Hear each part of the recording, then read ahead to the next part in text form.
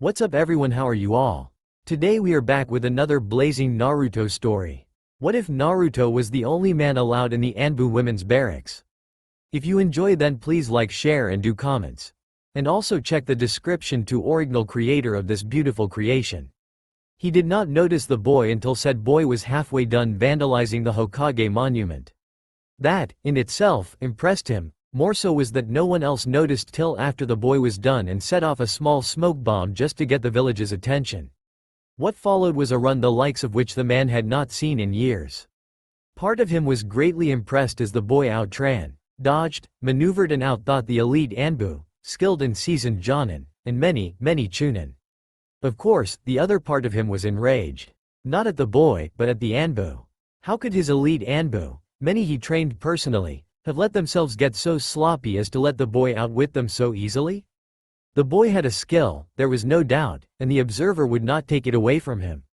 But the elite shinobi should not be outsmarted that easily. He watched the blonde and knew who the kid was the moment he saw that shade of blonde hair. He watched as the boy ducked down an alleyway.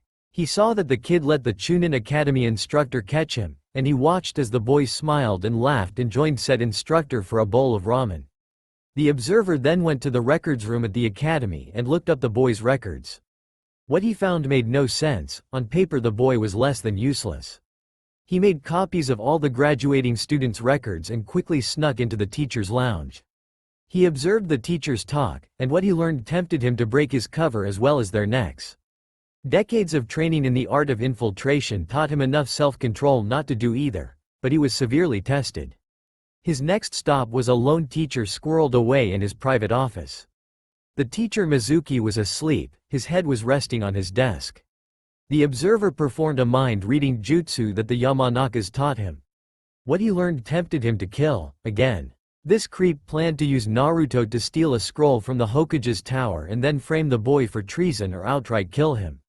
Instead of killing the traitor, the observer came up with a plan on the spot. This village would not know what hit them. You passed him? A counselor asked shocked. Even after he stole a scroll from your personal quarters? Yes, impressive don't you think? The Hokage asked as he took a few victory puffs from his pipe. Lord Hokage, you can't be serious. We can't let him represent Konoha as a shinobi, he will be an embarrassment. The boy could barely pass, and he shows no outright skill other than making trouble. The counselor had taken a different approach to attacking Naruto, knowing how the Hokage favored the boy. The Hokage sat there and frowned. He opened his mouth, was about to reply. 168, a voice broke the silence. Everyone froze. Although they couldn't describe the person who spoke, some sort of jutsu or genjutsu hid him, they knew that voice. Hiruzen reached into his desk and pulled out an old dusty calendar where he checked the date. You're late, your banishment ended 7 days ago, the old man spoke. I have been here, I was taking care of the paperwork for the last 10 years. The Sandaime Hokage just nodded. Welcome home Kuzai. 168? The number of ANBU, Jonin, and Chunin the boy was able to outsmart and outrun, not to mention the fact that no one saw him paint the monument until after he was done. You say he has no skills but causing trouble? Kuzai said as he looked at the still silent men. How many missions have we done that involved sabotage? You know, sneak in raise hell sneak out without getting caught. The boy is a natural. He continued. Regardless, his grades in the academy were the lowest, he is the dead last. He can't even perform a simple clone jutsu. No Uzumaki will ever be able to perform the simple clone. It's written in the academy teacher's guide. Their chakra reserves are too large. Everyone saw the Sandaime blush before clearing his throat. That is correct, since he is an Uzumaki, then by the rules, I should have checked his chakra reserves. And if they were found to be at a certain level, he was supposed to be given access to one of his family jutsu. Kuzai finished and stared down the men and women in the room. Family jutsus? A woman Chunin asked confused. Yes, a jutsu invented by the Uzumaki clan as their primary training tool. The reason they were so powerful. Which jutsu? Said a Chunin with a scar on his nose. Kuzai recognized the Chunin as the only academy instructor worth his rank and pay, Iruka Amino. Shadow clone jutsu. It was customary for young students between 8 and 10 to start training with the clones in Uzu. Tobarama Senju the Nidaime invented the shadow clone jutsu. Kuzai just stared at the Chunin. Says who? Before the Chunin could reply, the Hokage cleared his throat. The Nidaime did not invent the jutsu, but he did convince Mito Senju, born Mito Uzumaki, to share the jutsu with Konohagakure. They were silent for a few minutes as Kuzai just smirked at the old man. So that is why, Iruka started, and when most looked at him. The shadow clone jutsu was what he used to beat Mizuki. Yes, Kuzai interrupted, that was how he could learn and use the skill so quickly. And with such power, that jutsu is literally in his blood. Wait a minute, the Hokage spoke, did you know about Mizuki's plan beforehand? Kuzai just smiled, of course. I wanted to see what the kid could do, especially with all the sabotage to his training at the academy. There was no sabotage, the demon brat. The head academy instructor started to yell when he was silenced by the massive killing intent that radiated from the Hokage. What kind of sabotage? The Hokage asked calmly as he stared at his soon-to-be the former head instructor. Kuzai just stood and waited, smirking, but said nothing. He noticed Iruka was blushing in shame and anger. Shame that he did not notice Naruto's need for extra chakra control lessons, and anger that anyone would abuse their duty as a teacher. Many of the other instructors were starting to sweat. Some knew about the sabotage and were worried that they would also be punished. The head instructor wanted to quietly slip away but couldn't, as Kuzai never took his eye off of him. That place is a mess. A new voice rang out as someone else walked into the room. Most of the people in the room, including Iruka, really started to sweat when they noticed the scarred face of Ibiki Morino. Was I right? Kuzai asked calmly. More than I thought possible. The bastard was working for and planned to give the scroll to Orochimaru, Ibiki replied. Iruka is also cleared. At the mention of his name, the Chunin looked up. Iruka, stay. Hiruzen spoke calmly. The rest of you will head to T and Ibiki will be there to speak with you, and if any of you try to resist, I will send Kuzai for you. Note that he has been our chief assassin for close to 40 years. Dismissed. As the group stood and left, fearful of what was in store for them, Kuzai, Ibiki and the Hokage just waited. Iruka was the one sweating. When the last person left, Kuzai performed a hand sign and the obscuring jutsu was broken. Now that Iruka had a good view, he saw a man who initially appeared in his 40s, though Iruka could tell by Kuzai's body language that he had far more experience and wisdom than his appearance showed. Kuzai had the look of the traders from the West, short hair, a long black leather coat and round glasses with side covers. Iruka could not see his eyes, but the overall impression was of an average man. So average that Kuzai could probably blend into any crowd and no one would notice him. Uzumaki, Ibiki handed a folder to the Hokage, was not the only one affected by tampering. The Hokage took a long look at the file before handing it to Iruka, who paled at the information. What? How can we fix this? Did any of the students know? The Chunin asked as he read.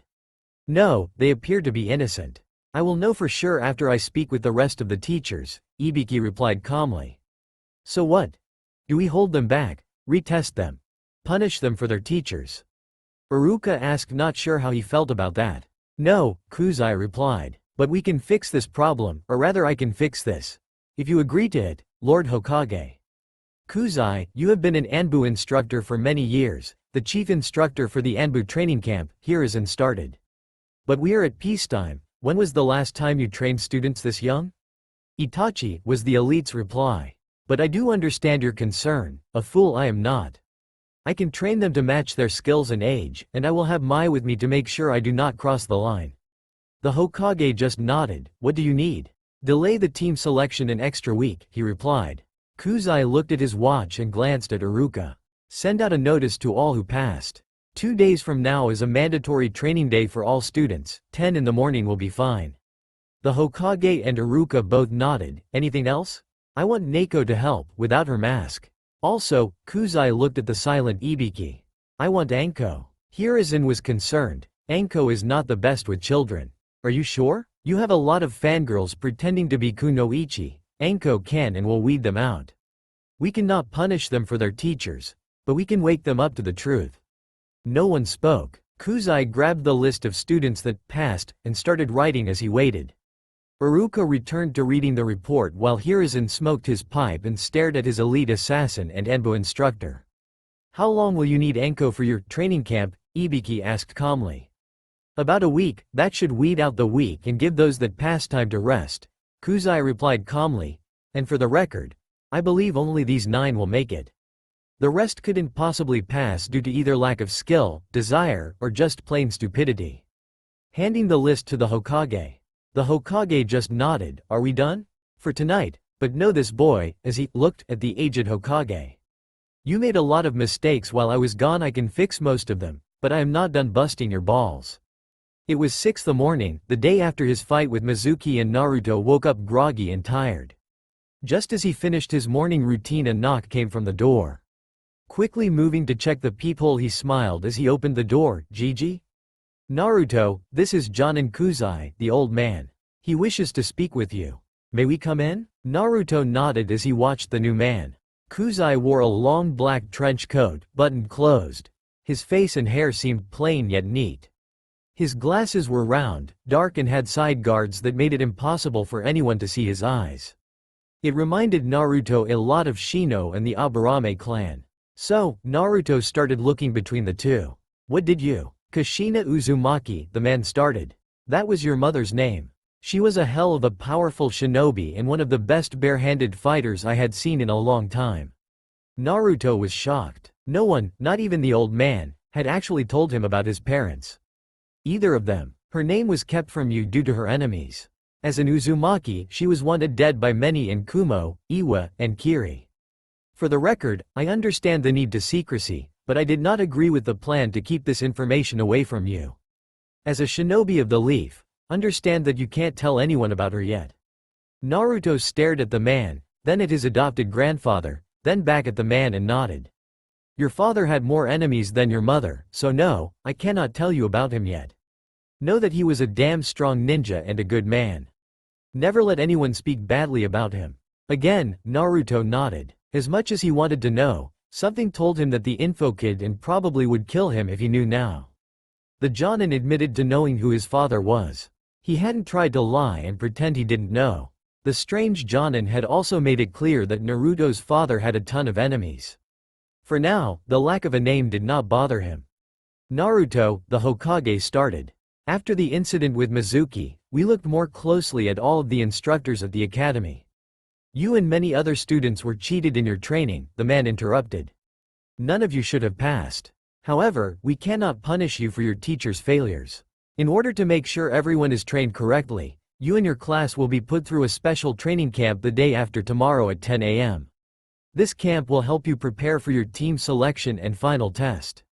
What test? Naruto replied as he picked up that detail. You're not a ninja yet. No one is a ninja until they have passed a final test set by their Jonin instructor. Although nobody could see Kuzai's eyes, Naruto got the distinct impression he was glaring at the Hokage. Telling you that you are a ninja of the village after passing the academy tests is something I never agreed with. So, is that why you are here? You wanted to tell me about this training camp? Naruto asked. No, an official letter will be sent to all the students, the Hokage replied. We are here because Kuzai plans to give you a jump start to your training. Since your education was sabotaged the most, we decided that you need some extra help. Naruto looked half thrilled at extra training and half skeptical as he stared at the Jonin. He was the head instructor for the ANBU for many years. He has been out of the village for over 10 years. Hiruzen began to say, my training will make you stronger, the Kuzai bluntly interrupted. Naruto began to smile his trademark grin but then stopped. That was the second time that the Jonin had interrupted the Hokage. Despite the fact that he was getting answers, Naruto did not like anyone disrespecting his Gigi. Is it not rude to disrespect the Hokage like that? Sure, I tease and prank him constantly, but he knows I do it with total respect despite what anyone else sees. You, Naruto, Kuzai is older than me, the Hokage spoke up. He is one of my former teachers and has been one of my biggest critics for longer than you have been alive. He knows when to respect me. To be a good Hokage you will need a friend and an advisor that has the ability to speak to you as an equal, and Kuzai is one of mine. Naruto was not sure how to respond, so he just growled and went to get dressed. Meet at Training Ground 93, I will be there soon. The Jonin said as Naruto nodded again and headed out the door. The two older men followed him at a slow pace as they walked down the hall. I guess we are done for this morning, the Hokage asked. No, I have one more thing to tell you. With a sigh the old ninja turned to face Kuzai, only to see a fist at the last second. The punch dropped Hiruzen hard and he felt the bones of his nose breaking. Kuzai stood over the Hokage. That, Lord Hokage, was for disregarding my warning and giving that damn snake a genin team. You better think real hard starting now. I can fix most of your past mistakes, but if you make any more I won't wait for your enemies to deal with you. I will kill you myself. Naruto watched his strange new teacher walk into the clearing. The man watched the boy calmly as he unbuttoned a few buttons on his coat in order to give himself more room for his legs to move. We will spar now, taijutsu only. Give me everything you have. If you can knock me off my feet, I will pay for all your ramen for the next 30 days. Naruto attacked hard, but Kuzai easily blocked his first punch and threw him away. Naruto managed to flip around and land feet first on a tree, which he used to launch another attack. That set the pattern for the sparring session. The Jonin noticed that Naruto could take a hit and get right back up, so he started to hit harder and harder each time. The boy just would not stay down. Naruto's forms were so sloppy it was almost embarrassing, but Kuzai was impressed with his talent for improvisation. Not that Naruto ever came close to actually landing a hit. Naruto was only a little upset. He realized that this was his first time sparring with someone outside of class and if he was honest he was enjoying it. It was fun, even when he missed a punch and Kuzai punched him in the back of the head, driving his face down into the grass. Soon there was a ding, and Kuzai motioned for a stop. What? Why? Naruto asked, breathing a little hard but still able to go. We have just sparred for 1 hour. I have learned what I needed, Kuzai replied, shocking Naruto with the time. Now it is time to improve on what you can do. Show me your shadow clone jutsu and make 10 clones. Making the hand sign he shouted the words.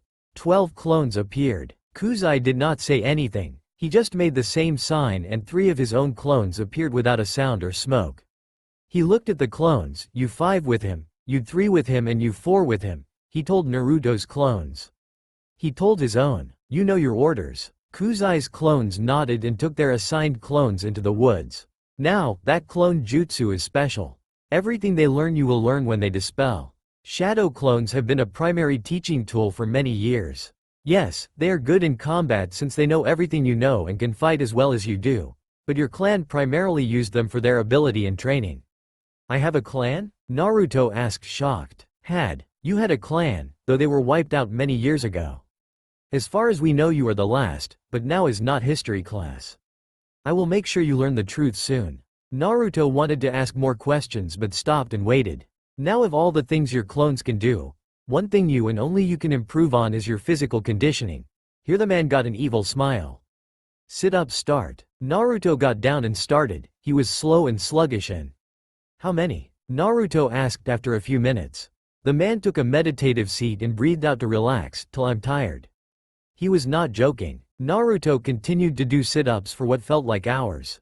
He was panting, grunting, groaning and hurting. He even stopped twice to throw up. Kuzai only asked if he had got it all up and told him to continue. Then the ding interrupted them both. That's 2 hours, switch to push-ups, when it dings again start jumping squats, Kuzai ordered. Naruto obeyed. Although he was sore and hurting, he really wasn't tired.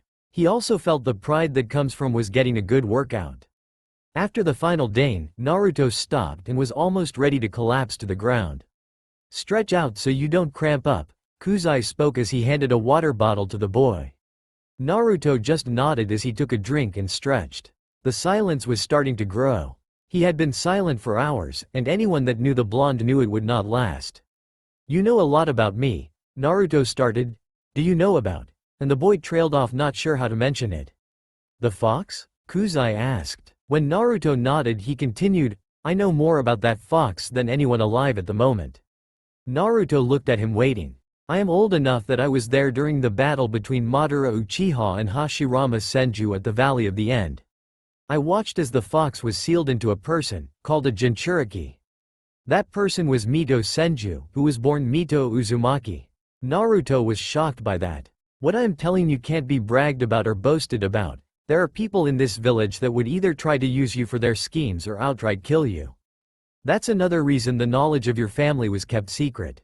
Naruto stopped again. I understand, and if people knew I'm sure they would treat me better only because of my ancestor, and not because I had earned their respect.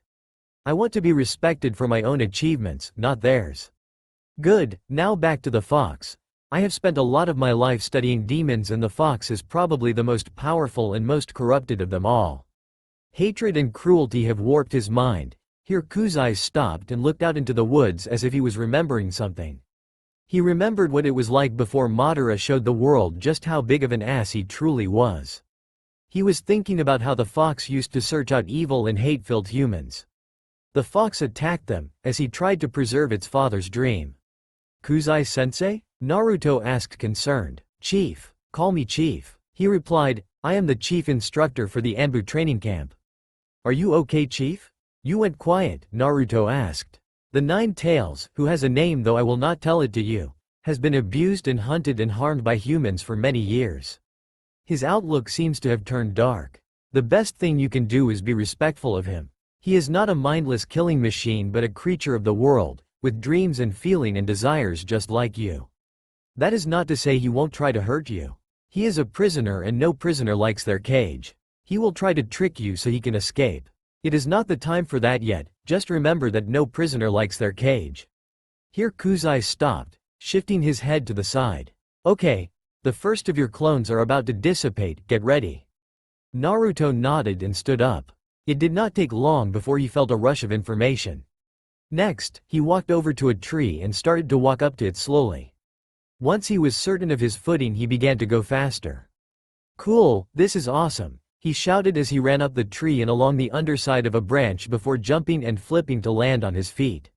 Then a second rush hit him. When he looked around he could not find any water, but that was okay since he had not yet mastered that training. We can walk on water? He asked, shocked. Yes, it is a basic but very important skill. Once you have learned both tree and water walking I will teach you how to fight using both. Woohoo, I will be stronger the Sasuke Teme and no. Naruto was quickly silenced by a slap to the back of his head. He glared up at the man, only to be frozen by a glance. Focus. You are a shinobi of the leaf, there are more important things than who is stronger. In fact, Who is Stronger is a playground game that has no place anywhere but the playground. You have a long way to go and much to learn as you grow. That game is over starting now. The growl in his voice made it clear that Kuzai was serious about this and even the somewhat stupid blonde knew not to argue it. Okay, the third group should be about ready. Again, Naruto got ready. This time the rush came harder and he stared out into the woods for a moment. He started to perform a kata, working through each step slowly. When he made a mistake Naruto would stop, correct his position and then continue. He did not master it right away, but now he could see his mistakes and how to correct them. It made Naruto realize, without a doubt, that the chief kid and would make him a better ninja. Go to the bathhouse. I want you to soak good and long. Your body will be sore, and tomorrow we will do this again. Meet me here at the same time. And with that Kuzai vanished. Naruto did not know what to think so he just followed his orders. Kakashi Hitaki sat on the memorial stone as he read his book. He was reading it to all the friends he had lost so they would not miss out on the golden literature. As he turned a page he realized that someone was squatting down on the rock behind him. The copy ninja closed his book and put it in his vest. He drew a kunai and the fight was on. It was the most one-sided fight the ANBU captain had ever been in. He could not hit the person. Hell, he couldn't even see him. Yet this guy, and he was sure it was male, would hit him. Hard. Over and over and over again. After the third time his face was planted into the large rock Kakashi lifted his Hite-8 and revealed his 3 Tomo Sharingan. That only made the attacks come harder, faster, and nastier. He could not move, attack, defend or even breathe. What was worse was that he could not track his attacker. Wait, there is no intent. Kakashi thought to himself. There was only one time anyone had ever handed him his ass this badly without any malicious intent. His face was again slammed into the rock. Greetings chief, welcome back. Kakashi spoke as he slowly stood and re-hit his eye. The man just stared at the copy ninja as he waited. When did you return? Kakashi asked reaching his feet. My banishment ended 7 days ago. I am not happy with what I learned in those 7 days. Kakashi did not reply, he knew better. This man was not one to piss off, and if you somehow managed to do that, Kami have mercy because Kuzai wouldn't. Naruto Uzumaki as Kushina's son, Kuzai started to speak. The day you die, I have no doubt the first people you will meet will be his parents, both of them. Kakashi did not speak. He knew he was in trouble. His inability to care for the boy, even from the shadows, warranted whatever beating the boy's parents would deliver. At that moment the copy ninja felt the first drops of rain start and heard a rolling of thunder. 1 hour, full assembly, Kuzai said as he vanished. The storm started to fall into a fury. Naruto was almost to his apartment when the rain hit. It came down in sheets as the lightning flashed and thunder rolled. In seconds he was soaked. All he cared about was getting someplace with 4 walls and a roof. He was just getting to the door of his apartment building. Shoo, came a very soft sneeze, as though whoever did it was doing their best not to be heard. Naruto found a girl with indigo hair trying to hide in a small badly covered porch. He knew who she was: Hinata Hyuga, the cute girl that he had a crush on since the day he saved her from 3 bullies. She was soaked in her oversized coat and starting to shiver. Hinata? Hinata-chan? Naruto spoke out just loud enough to be heard over the rain. She looked up as he got close, her face inches from his. She could not help it, she blushed a deep red and was only seconds away from. If you faint it will be much harder, Naruto whispered. Stay awake for me. She looked into his eyes and somehow, she was able to regain her footing. She gave a soft nod. Naruto did the only thing he could. He took her arm and led her up to his apartment. Once inside he handed her a clean towel and robe, then quickly showed her to the bathroom. Once she went in he turned around and looked at the mess that was his apartment. He made a large group of clones and set them to cleaning, sending 2 more out on errands. It was barely 3 in the afternoon, but the storm raged and blocked out any light. So, it was dark when every ANBU and elite Jonin of the Leaf Village stood in formation. Everyone in formation stared at the man at the front.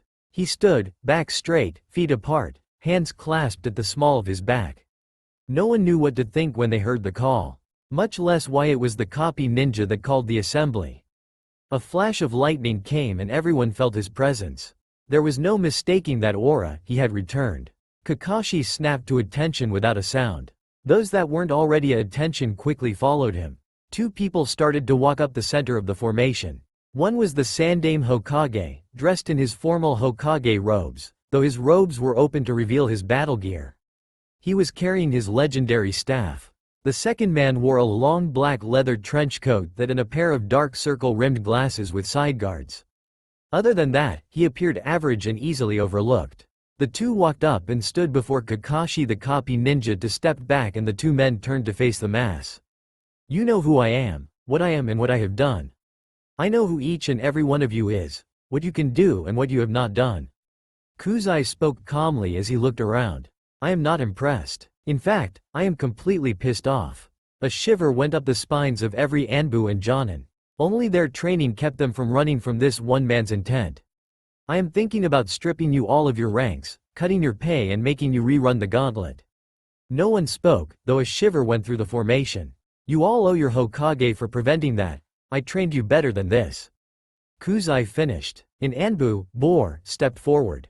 Chief, I and many others are not. We do not understand. The boy, Kuzai replied, is skilled and clever. I am impressed. But none of you saw him painting the monument till after he was done. Most of you did not see him until he set off a smoke bomb. And then he outran all of you. He is skilled, yes. He did it with piss-poor training, yes. He impressed me, yes. But you all let yourselves get sloppy. The group started to look around. Some ashamed to admit he was right. Some wondered about the poor training. Another person stepped up. She had purple hair and a cat mask. Chief, there is something else, isn't there? Something you have not told us yet. Neko asked. War, Kuzai replied. There is a war coming, at best in less than 5 years, and there is no stopping it. That silenced everyone, even the Hokage. That is all. Dismissed. Kuzai barked and turned his back to them. Most started to leave in quiet groups. Soon it was just the Hokage, copy ninja, Kuzai and one other person. Hello asshole, Kuzai called out as the 4th person stepped up. A lightning flash illuminated the face of Hiashi Hyuga. The elite Jonin and head of the strongest clan hesitated at the insult but did not let it stop him. Chief Kuzai, I do not appreciate being dragged out in the rain. I am no longer an active shinobi and am no longer under your control. I heard you had retired, Kuzai stated as he turned to face the Jonin. Strange thing is, I did not have your paperwork on my desk. Even with my banishment, it was a simple rule. Once your paperwork goes through the chain of command and lands on my desk, not the Hokage, not the Jonin commanders, my desk, then it is official. Hiashi knew to tread carefully. This shinobi was not one to be arrogant with. Are you sure you did not misplace it? 10 years is a long time. Kuzai gave a smile that put Hiashi on alert. True, very true. That document could have easily gotten lost, stolen. There are a million different reasons why I did not find it. Hiashi was starting to get ready for a fight. He knew this man better than most and he realized then and there he was being set up. But you have still received your monthly pay, every month on time. And you have never put in the paperwork to stop payment. Kuzai smiled as Hiashi paled. Now when a clan head goes on long-term sabbatical in order to run their clan, which I might add is perfectly legal, they can keep their pay. Otherwise, you are guilty of stealing from the village. Thief, or sabbatical. Sabbatical, chief, Hiashi replied quickly, standing at attention. Hokage, Kakashi, I will speak with you soon. Walk with me, Hyuga. And Kuzai led the clan leader away while Kakashi looked at the Hokage. He is very pissed, the copy ninja asked concerned. Our time of peace is over, Hiruzen replied as his shoulders sagged. I just hope our will of fire will be strong enough. Special training camp? Ino asked confused as she looked at her father, then Shikamaru and Choji. These were her fellow classmates and the sons of her father's teammates. There was no doubt this would be her team. The boys just shrugged as they turned to their fathers. Why? I thought we passed. We don't know, the elder Nara spoke. We just got the message. All graduates report to training ground 93 at 10 in the morning the day after tomorrow, the elder Yamanaka continued. A direct order from the Hokage, Choji's father finished. As shinobi of the leaf, you will be expected to follow orders even if said orders have no other information. The three kids just looked at their fathers. There was a message in that last statement. Choji knew there was a hidden meaning but could not find it. Shikamaru got the hint very quickly. Troublesome, was the only thing he could think of. Ino did not understand at all, but she knew one thing: when her father looked at her with those eyes, she would not get answers. As the rain continued to fall, the Yamanakas left for home. Choji's father had duty that night, so Choji stayed with Shikamaru. Shikamaru noticed it was barely 5 in the afternoon and there was time to kill. Shino? Choji asked as if he could read his friend's mind. And Kiba. Something is going on and I know in my bones not knowing what will be more troublesome than finding out. Kiba was slipping through the trees using the rain to cover his scent. He wanted to avoid being tracked by his mother, though he did not know how foolish that was. She knew where he was as well as why he was going. He came across an old house with a roof that barely kept the water out. Inside he saw Choji and Shikamaru waiting. As he entered he picked up the other scent. Shino was there as well. Hey guys. What, no Naruto? Correct, Shino replied as he stepped out of shadows. Okay, we are all here for the same reason, right? Choji asked as he munched on his bag of chips. Training camp? Kiba asked to make sure. Correct. My father had returned from a special summons when we got the notice. Shino informed them. Our fathers too, Shikamaru replied and Choji nodded. My mom as well. She had a look in her eye that scared me. I have never seen her with that look. Kiba finished. There is a new person in the village, Shino started. I know next to nothing about him, but he seems to have some power over the Hokage and many of the village's top shinobi. My allies have not been able to get close to him. That surprised the other three as Shino never failed to tag someone.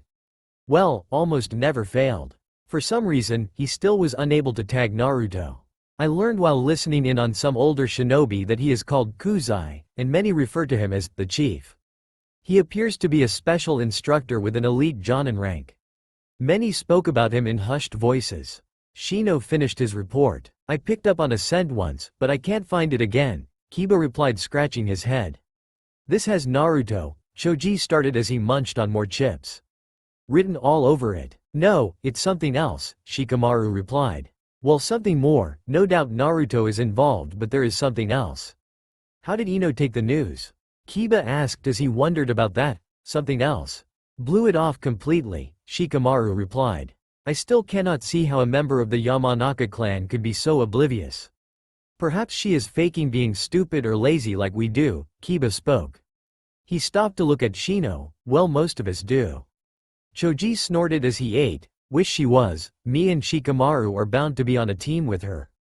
But to be honest, Shikamaru will have to do all the thinking while I do the heavy lifting, including carrying her skinny butt. My sympathies, Kiba replied in a truly mournful voice. Shino, they still planning that tracking team with you, me and Hinata?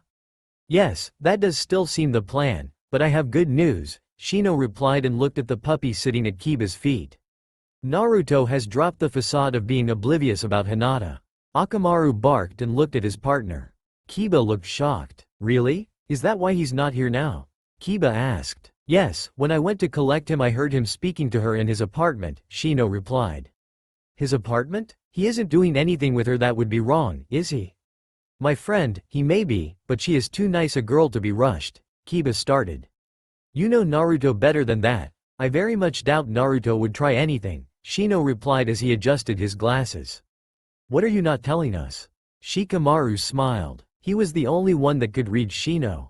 Shino adjusting his glasses was the closest thing to the Aburame blushing. What the four boys did not know was that their fathers and Kiba's mother were hidden in the roof of their hideout. With them was Kuzai, who sat and just listened. Once the boys left, the four men and one woman dropped out of their hiding spot. Your boy is skilled, Kuzai spoke as he looked at Shibi Aburame, especially with information gathering. Maybe we should introduce him to Jiraiya. All of our sons seems to be more than we thought, Choza Akamichi spoke. Do you really think you can help Ino? Shikaku asked looking at the chief. I may tease Inoichi about having a daughter, but I would hate to see his child get killed or fail as a Kunoichi. Mai and Anko will take care of her, Kuzai replied. Who knew my boy actually had a brain? Sume laughed. I thought he was just a braggart like I was at that age. I guess I won't have as much to break out of him as I did with you, puppy?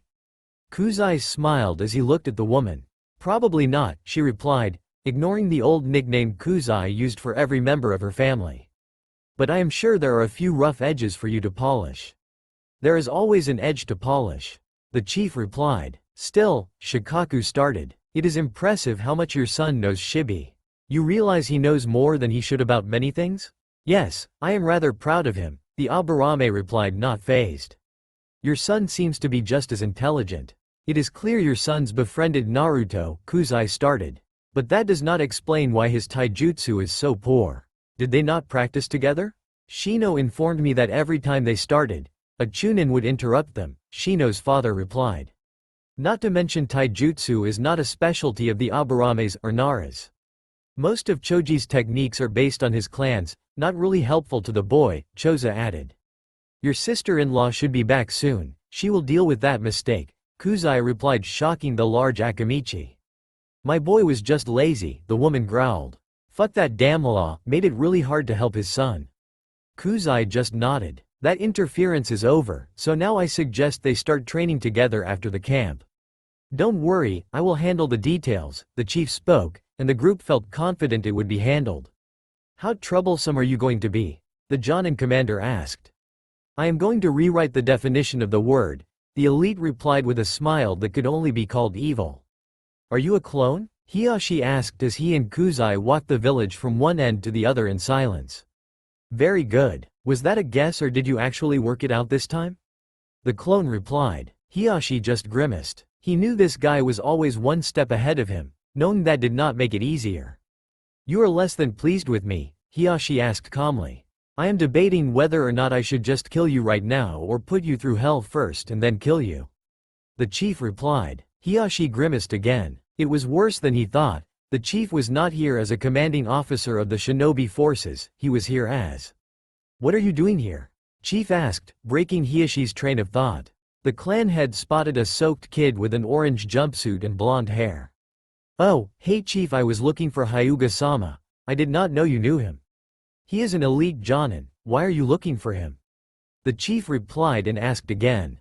Naruto turned to look at the clan head. Hyuga-sama, I was sent by Naruto Uzumaki to inform you that he ran into your daughter as the storm broke. He motioned to the still falling rain. She was quickly drenched. To ensure she did not get sick, he took her to his apartment to get dry and sent me to inform you. Sent you? You are not Shadow Clone? Hiashi asked, realizing it too late. Yes sir, the clone replied. Thank you, Chief broke in. Dispel and let him know his message is received. Before Hiashi could speak, the boy's clone vanished in a puff of smoke.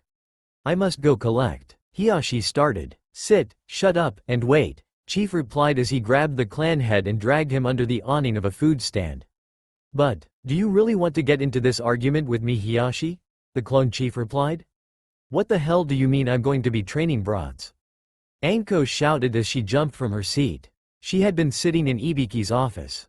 Just what I said, Chief Instructor Kuzai has asked for your help dealing with the Kunoichis and asked for you by name. Who the hell is he and why should I obey? She growled, and Ibiki realized she had not had the pleasure of meeting the chief. He is not only the man that taught me how to interrogate, Ibiki started. He is also the only person to fully skin a human alive and keep him alive after he was done. No way. You mean it can be done? She cried. I thought we used the attempt to get the prisoner to talk. I did not know it was actually possible. As I said, he is the only one to complete it. Now you and your friend, ANBU, will be helping him for about a week. Maybe I can get him to show me how to skin, Anko replied with stars in her eyes. Anko, Ibiki barked, pulling the girl from her thoughts. Chief Kuzai does not tolerate weak females, especially Kunoichis. If you want to impress him, make sure you go with a focused mind. Naruto watched as his clones finished cleaning the apartment. Hinata was still in the bathroom. It had been almost an hour since they arrived, and he was starting to worry about her. Once the clones were done, he had them start to perform the katas the chief had shown him.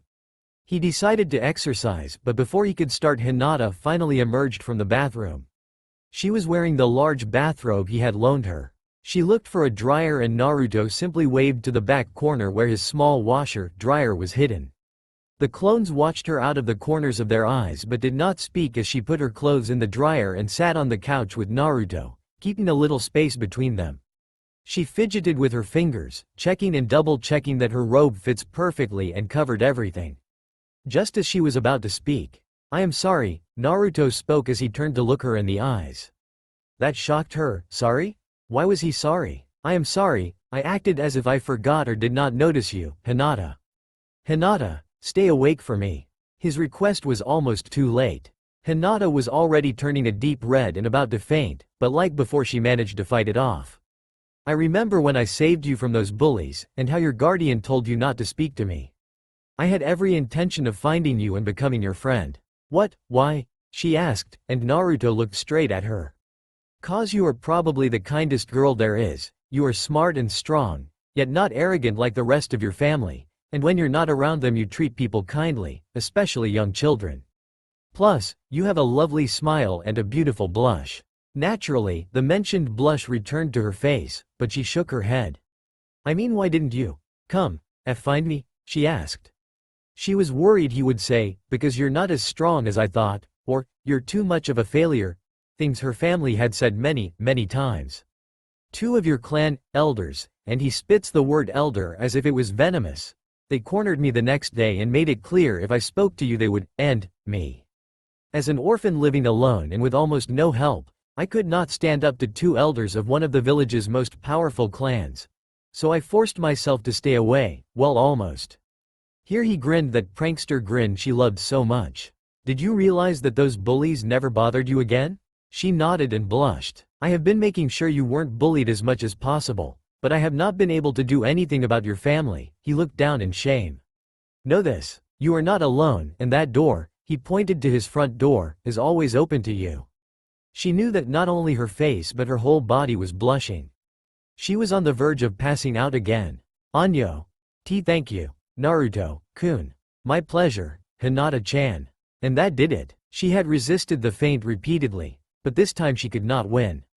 Hinata passed out on the couch, but instead of leaning away from Naruto she leaned towards him. Now she was out cold with her head on his shoulder. Naruto froze. Great. Just great, now what do I do? Should I wake her? He thought as he watched her sleep. A smile on her face. Nope, not going to wake her. Just then an exceptionally light knock came from his front door. He knew who it was but could not call, so he just tapped a code softly on the wall behind him. The front door slowly opened as Shino Aburame silently moved in, kunai in hand.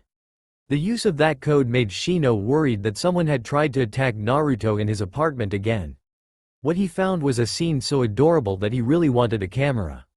The blackmail he could muster from a picture would be worth the young blonde's rage. Naturally, Shino did not let any of these emotions show. He was an Aburame after all. Shikamaru called a meeting. But I see you won't make it. Shino spoke in a low whisper so that Hinata would not wake. There is to be a training camp. You know all about that, don't you? Shino noticed the smile on the blonde's face. Naruto just nodded, careful not to wake Hinata. She might not recover if she knew someone besides Naruto had seen her like this, even if it was Shino. She was following me again, Naruto started after a few moments of silence. She got caught in the rain and sneezed. I couldn't let her get sick, so I decided to end the facade. Good, Akamaru will be happy, Shino replied. He enjoys it when she rubs his belly. Now that she will be in our little group. Here he took Naruto's nod as confirmation. He will be happy to get them daily. Naruto smiled. I will let them know you won't make it. For Hinata's sake, I won't tell them too much. Shino said as he turned to leave. Once it is out that she is talking with me, her family will try to harm her, Naruto warned. We should plan to drop our facade soon, and all at the same time. She will need us. Shino nodded and left without a word. Naruto sat on the couch, unable to move for fear of waking the cute little Hyuga. Trying to find something to keep him occupied while he waited, he noticed a book on the end table. Carefully picking it up without jostling Hinata, he saw a note attached. This should be a good read for you, Chief. Naruto looked at the book. He wasn't as stupid as people thought, but he knew he wasn't a prodigy or a genius. He sure as hell did not do well in bookwork. But the chief had yet to be wrong and he literally couldn't do anything else, so he looked at the cover. Pre-Beginner's Guide to FUINJUTSUOR Sealing for the Stupid. After a bit more hesitation, Naruto cracked open the book and started reading. Kurenai sat at a table in a private room of her preferred restaurant as she went over some files about her future students. She was going to be leading a tracking team. The members would be Kiba Inuzuka, Shino Aburame, and Hinata Hyuga. That last name put a smile on her face. She liked Hinata, cared for her. She knew that the girl had the potential to surpass any Kunoichi before her, including her mother. If only she had not been raised by that arrogant white-eyed bastard of a father. The good news was that Hiashi Hyuga had placed Hinata in her charge the week before. Of course, his parting words had filled the Genjutsu mistress with more hate than she thought she could ever have. Her longtime friends arrived. First was Yugo, otherwise known as Neko, though they kept to the general rule of, we do not know, talk about it or guess. The purple-haired sword user slid into the seat to Kurenai's left and poured herself some sake. Next was Sume, the clan leader and alpha, queen bitch to her closest friends and enemies, of the Inuzuka clan. Hello ladies, why don't we look relaxed? Sume started as she turned a chair around and straddled it as she sat. Seems your males have been useful. The dog woman grinned evilly as she saw the start of a blush on the red-eyed woman's cheeks. From the sounds of it, Yugao replied in a relaxed voice.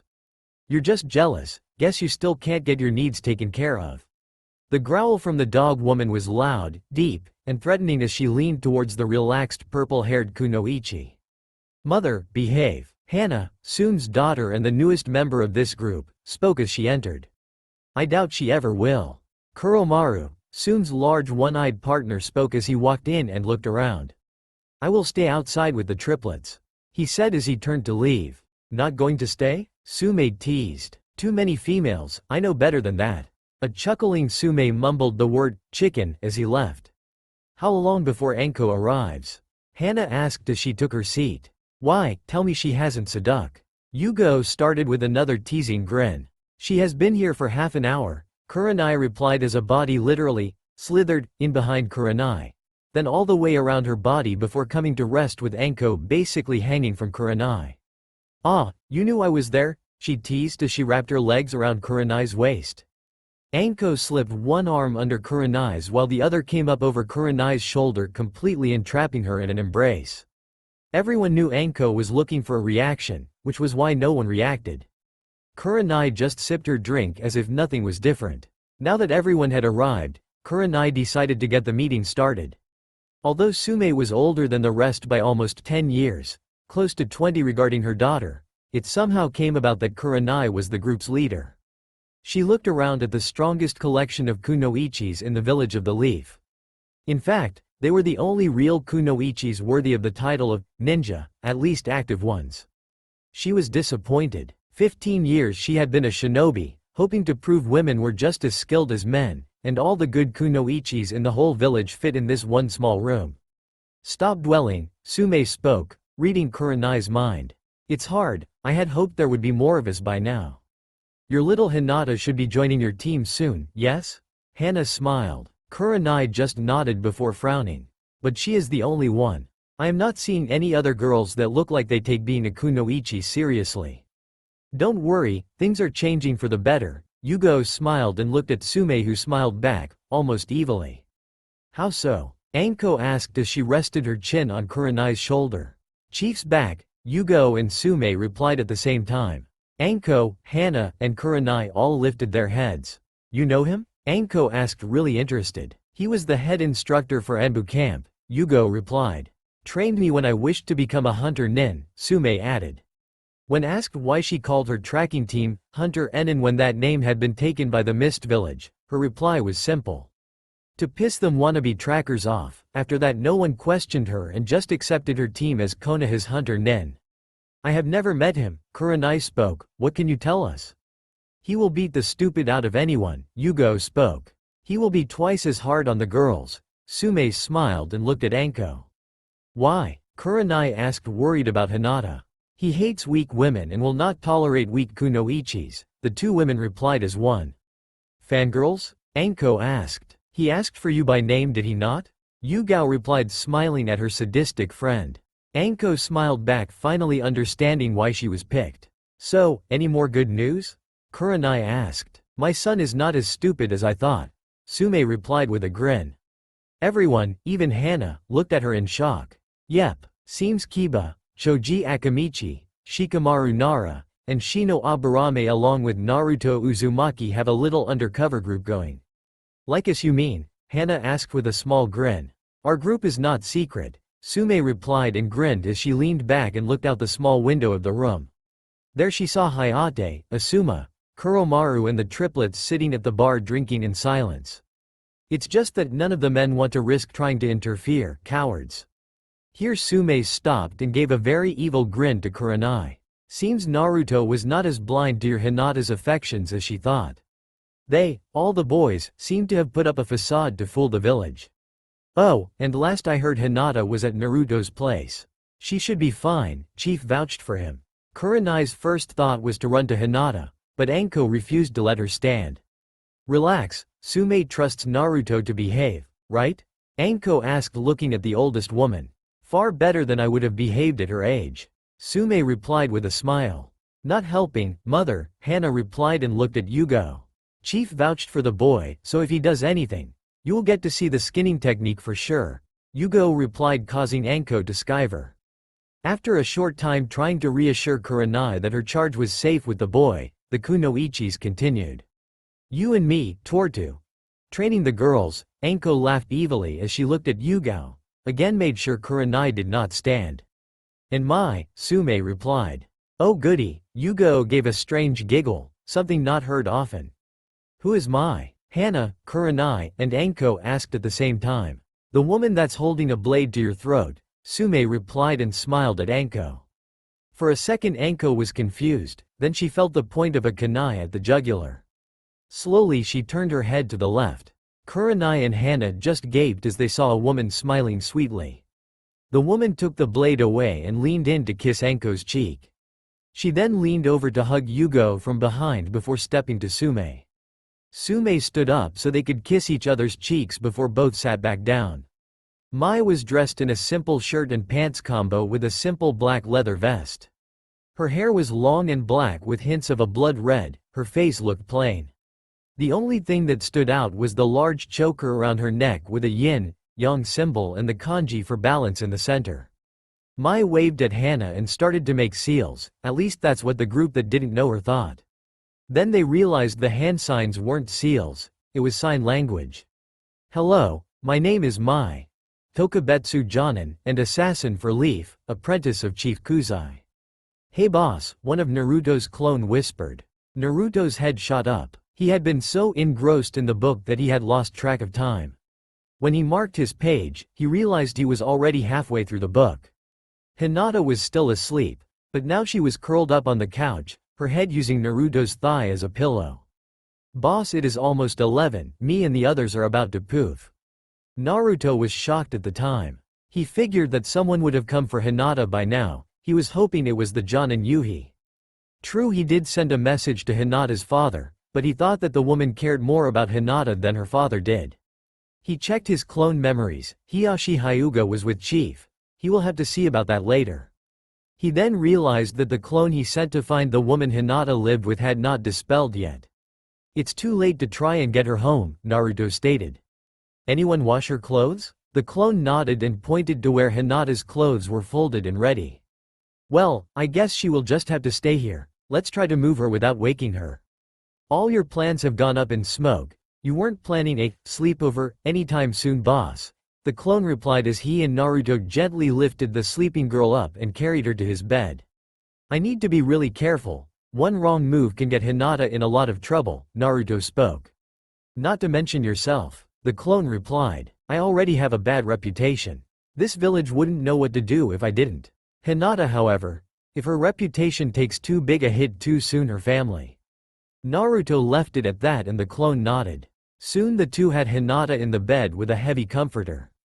In her sleep, she somehow found the large stuffed frog Naruto secretly slept with. Naturally the boy blushed, and he and the clone left her to rest. After a quick goodbye the clones puffed, and Naruto was again left to the quiet of his apartment. As he returned to the couch he started thinking about the book he had been reading. What shocked him was that he could remember most of the material. Book learning was never his strong suit, but it seems seals were an exception. Hiruzen was an early riser. He had to be as Hokage of the Leaf Village. He sent the two Chunin night guards home, so they could get some sleep, then walked through the doors to his office. He stopped when he saw someone sitting on his desk reading a file. Well, it is good to see you, Mai, how have you been? The woman looked up and smiled. He always liked that smile, it was so warm and friendly. It always amazed him that she could have that smile despite everything she had been through. Morning Hokage-sama, sleep well? About as well as any Hokage can with Chief around. She nodded as she knew that meant, not even close to good. He is here to help, and fix the mistakes. The Hokage just nodded as he went to sit in his seat. Once he had settled into his chair she handed him the file she was reading. Going over it thoroughly, his eyes widened, and he looked up at her. Why did no one ever think of that? 'Cause people got lazy, was her reply. Hokage again nodded as he continued to read through the file and made some notes. When he finished he looked up at her again. She had not moved as she waited. This war. Do we know who? Shake of the head. Where? Another shake. When? No, we know only that it is coming. It will be hard to mobilize the village and get them ready. As it is now we would have to be attacked with heavy losses before the village finally realized. He spoke before she interrupted with another smile. Did you forget? Chief is here, he take care of that.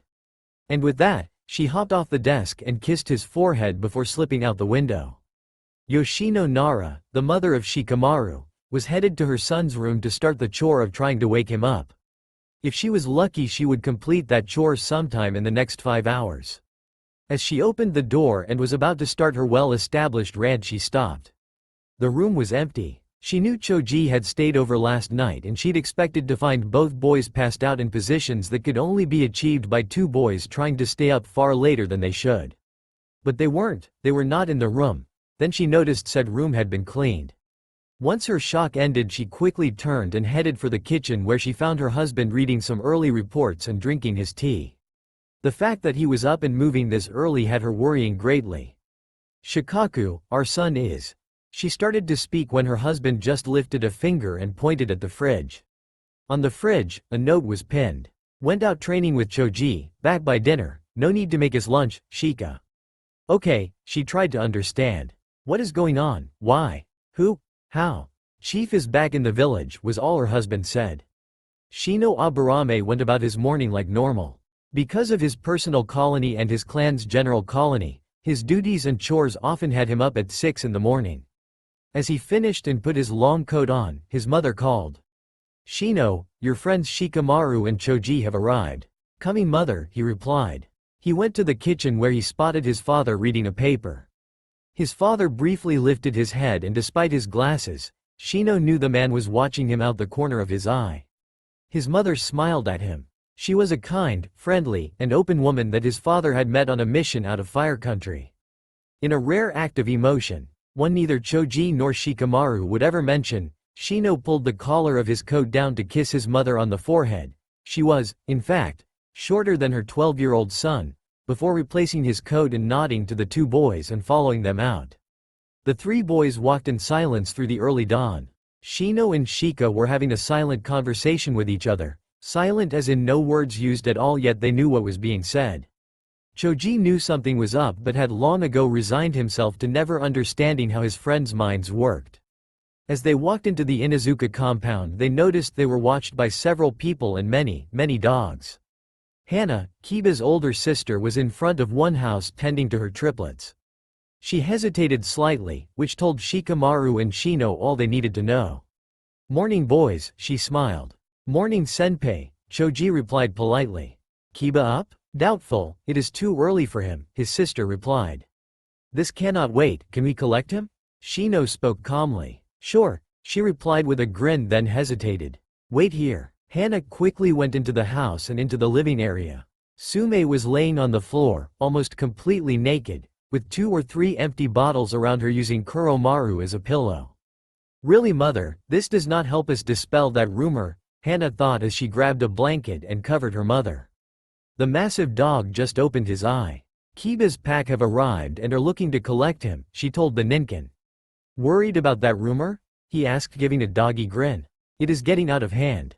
Even her closest friends are starting to believe it, or at least consider it. We know the truth, that is all that matters," he replied and closed his eye to sleep.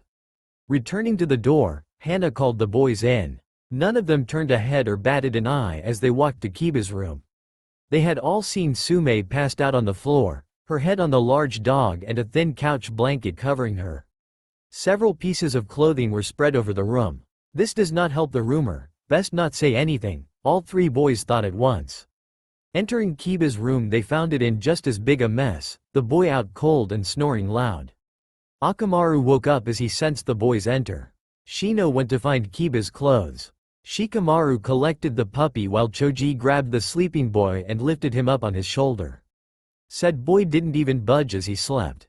"Good morning, boys," was their greeting as they walked back into the living room, kitchen. Sitting at the table in a simple bathrobe was Sume, drinking her tea as if nothing was wrong. It seemed hangovers didn't bother her. "Greetings, Inuzuka-sama," Shino replied in a greeting to the clan head. She smiled and sipped her tea. "You know where the training grounds shower is, yes?" Shikamaru and Shino just nodded, and Choji shifted to get a better grip on the boy, who still did not wake. The woman returned to her tea as a dismissal. The shower was cubical with just enough wall to cover the basics. The Inuzuka were known to be more nature-based than most, so nudity was not taboo here. Putting Kiba's sleeping form in the floor of said shower was easy. Choji just dropped him on his butt. Still, he slept. Shino reached in and turned on the water, cold first. "What the hell, cold? Knock it off. What the hell, Mo?" Kiba stopped as he finally woke up and found not his mother but his friends. "You could have just shaken my foot," he said. Akamaru whined as Kiba finally noticed he was not in the house shower, but way outside at the training ground one. Choji tossed the boy the body wash. Kiba took it and stripped off his pajamas, leaving him in just his shorts. They were standard shinobi utility shorts, designed to dry quickly for quick swims, bathing, just about anything, a standard in shinobi gear. "You carried my sleeping butt all the way out here?" Kiba asked as he washed. When the others nodded. "Damn, I really need to sleep lighter, this heavy sleeping will get me. Someone killed out on a mission." "Agreed," Shino replied. "Any news?" Kiba asked as he finished and started to dry. "Mom was pretty drunk when she got home last night. I ran like hell when she challenged the older clansmen to strip poker." "Our parents know," Shikamaru replied. Kiba's head shot up as he finished getting his vest on. My father was awake when Choji and I woke and tried to sneak out. He didn't say anything, but he was dressed in his training gear. If Shikamaru's dad knows, my dad knows, Choji added. Your sister gave only a brief look at us when we arrived and had no problem letting us collect you, Shikamaru added.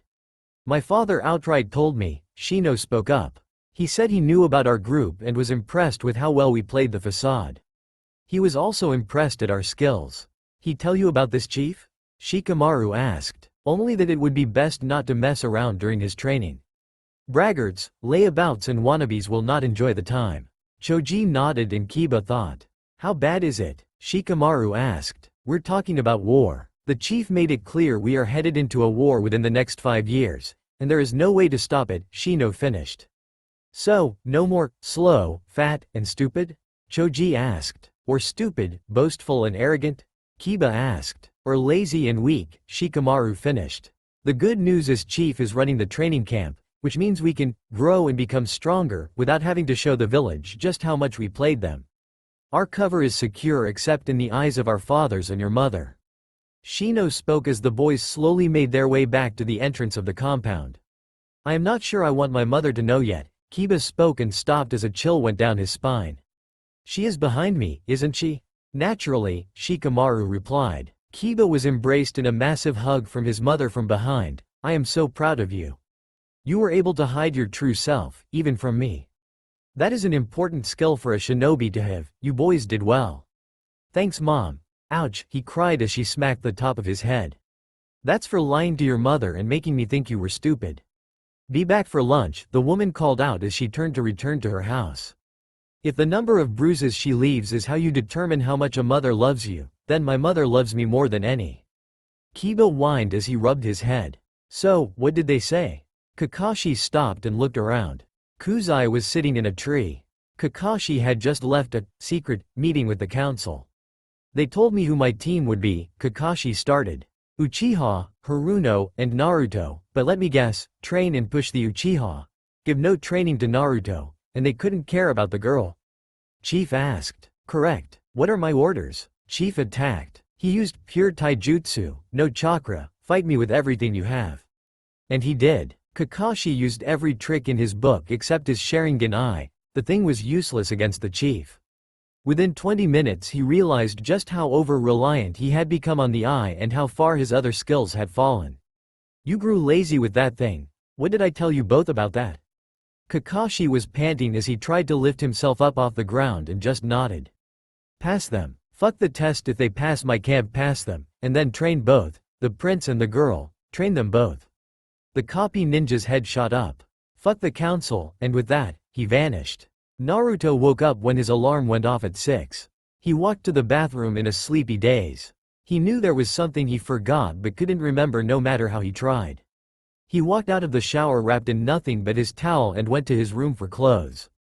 As he dropped the towel, it came back all at once. He stood there in his birthday suit for an eternity, or maybe just a minute. Both seemed possible. Slowly he turned his head to look at the bed. It was empty. Now he started to panic. Naruto knew just being his friend would put her in danger, so he dressed very quickly and left his room. There was Hinata sitting at his kitchen table eating as she tried to read something. Her blush spoke volumes about him walking around in a towel. Naruto didn't care, he was just glad to see she was okay. He kicked himself for forgetting he had a guest. Morning Naruto. She spoke with a stutter, trying to get over the situation. Morning Hinata, what you reading? He replied as he joined her for some food.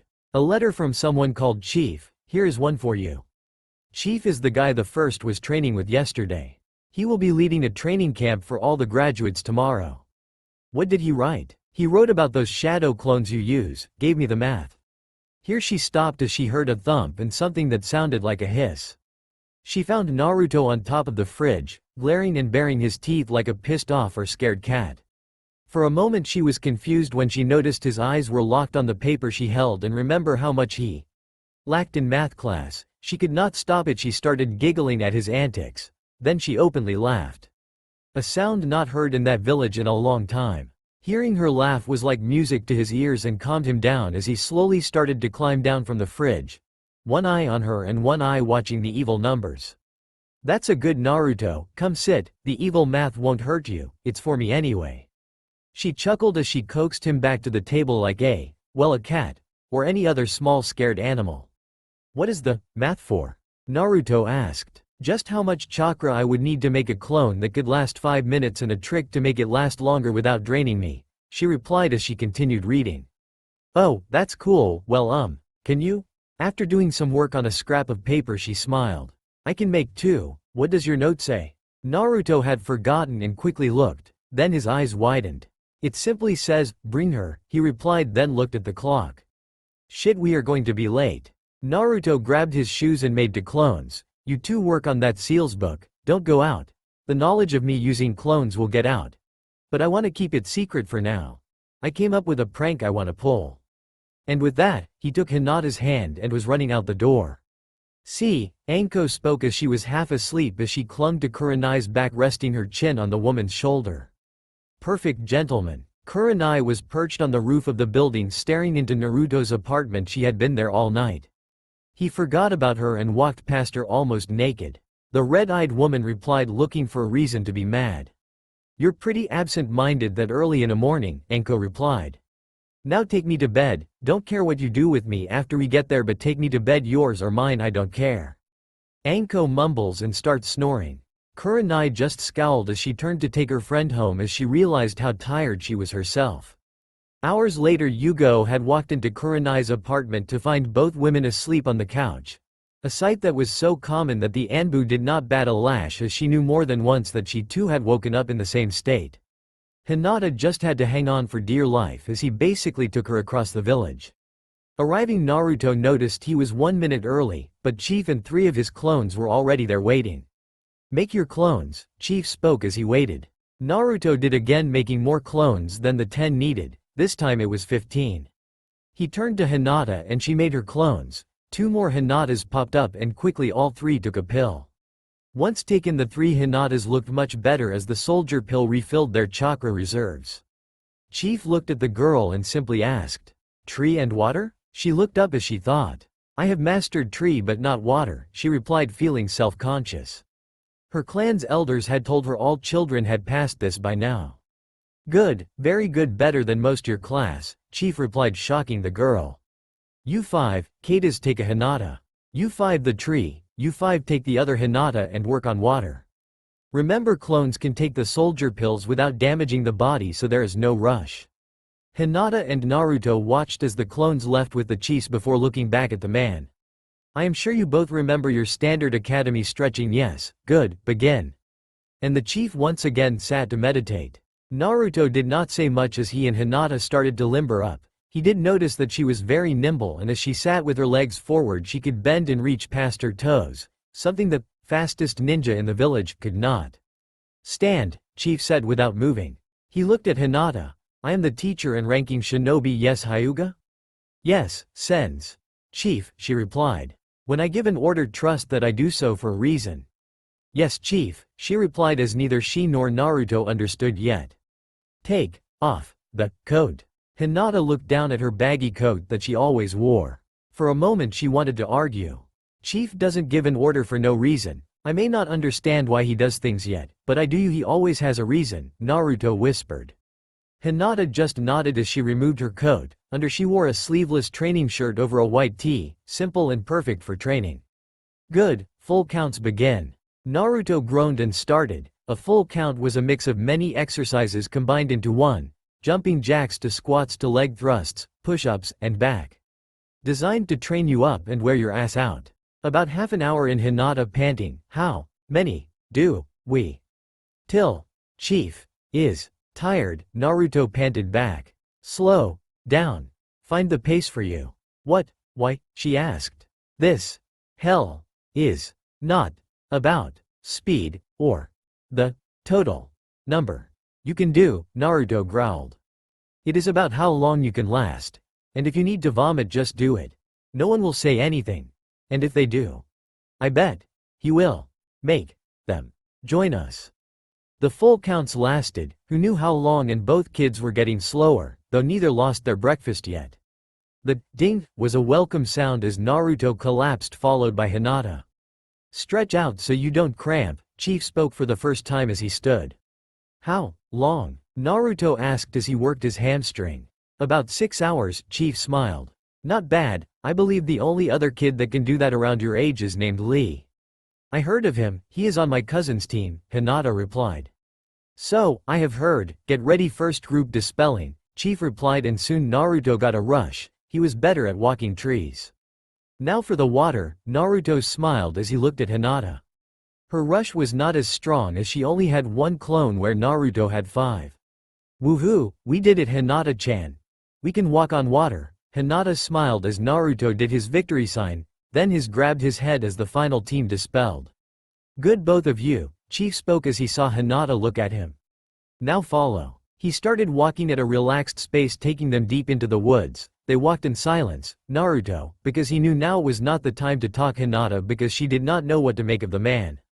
He led them to another clearing, in the center was a stone block 30 meters tall and 7 wide. It had a coarse texture, but it was smooth in fact there was not a single seam as if it had been carved from a single piece of stone.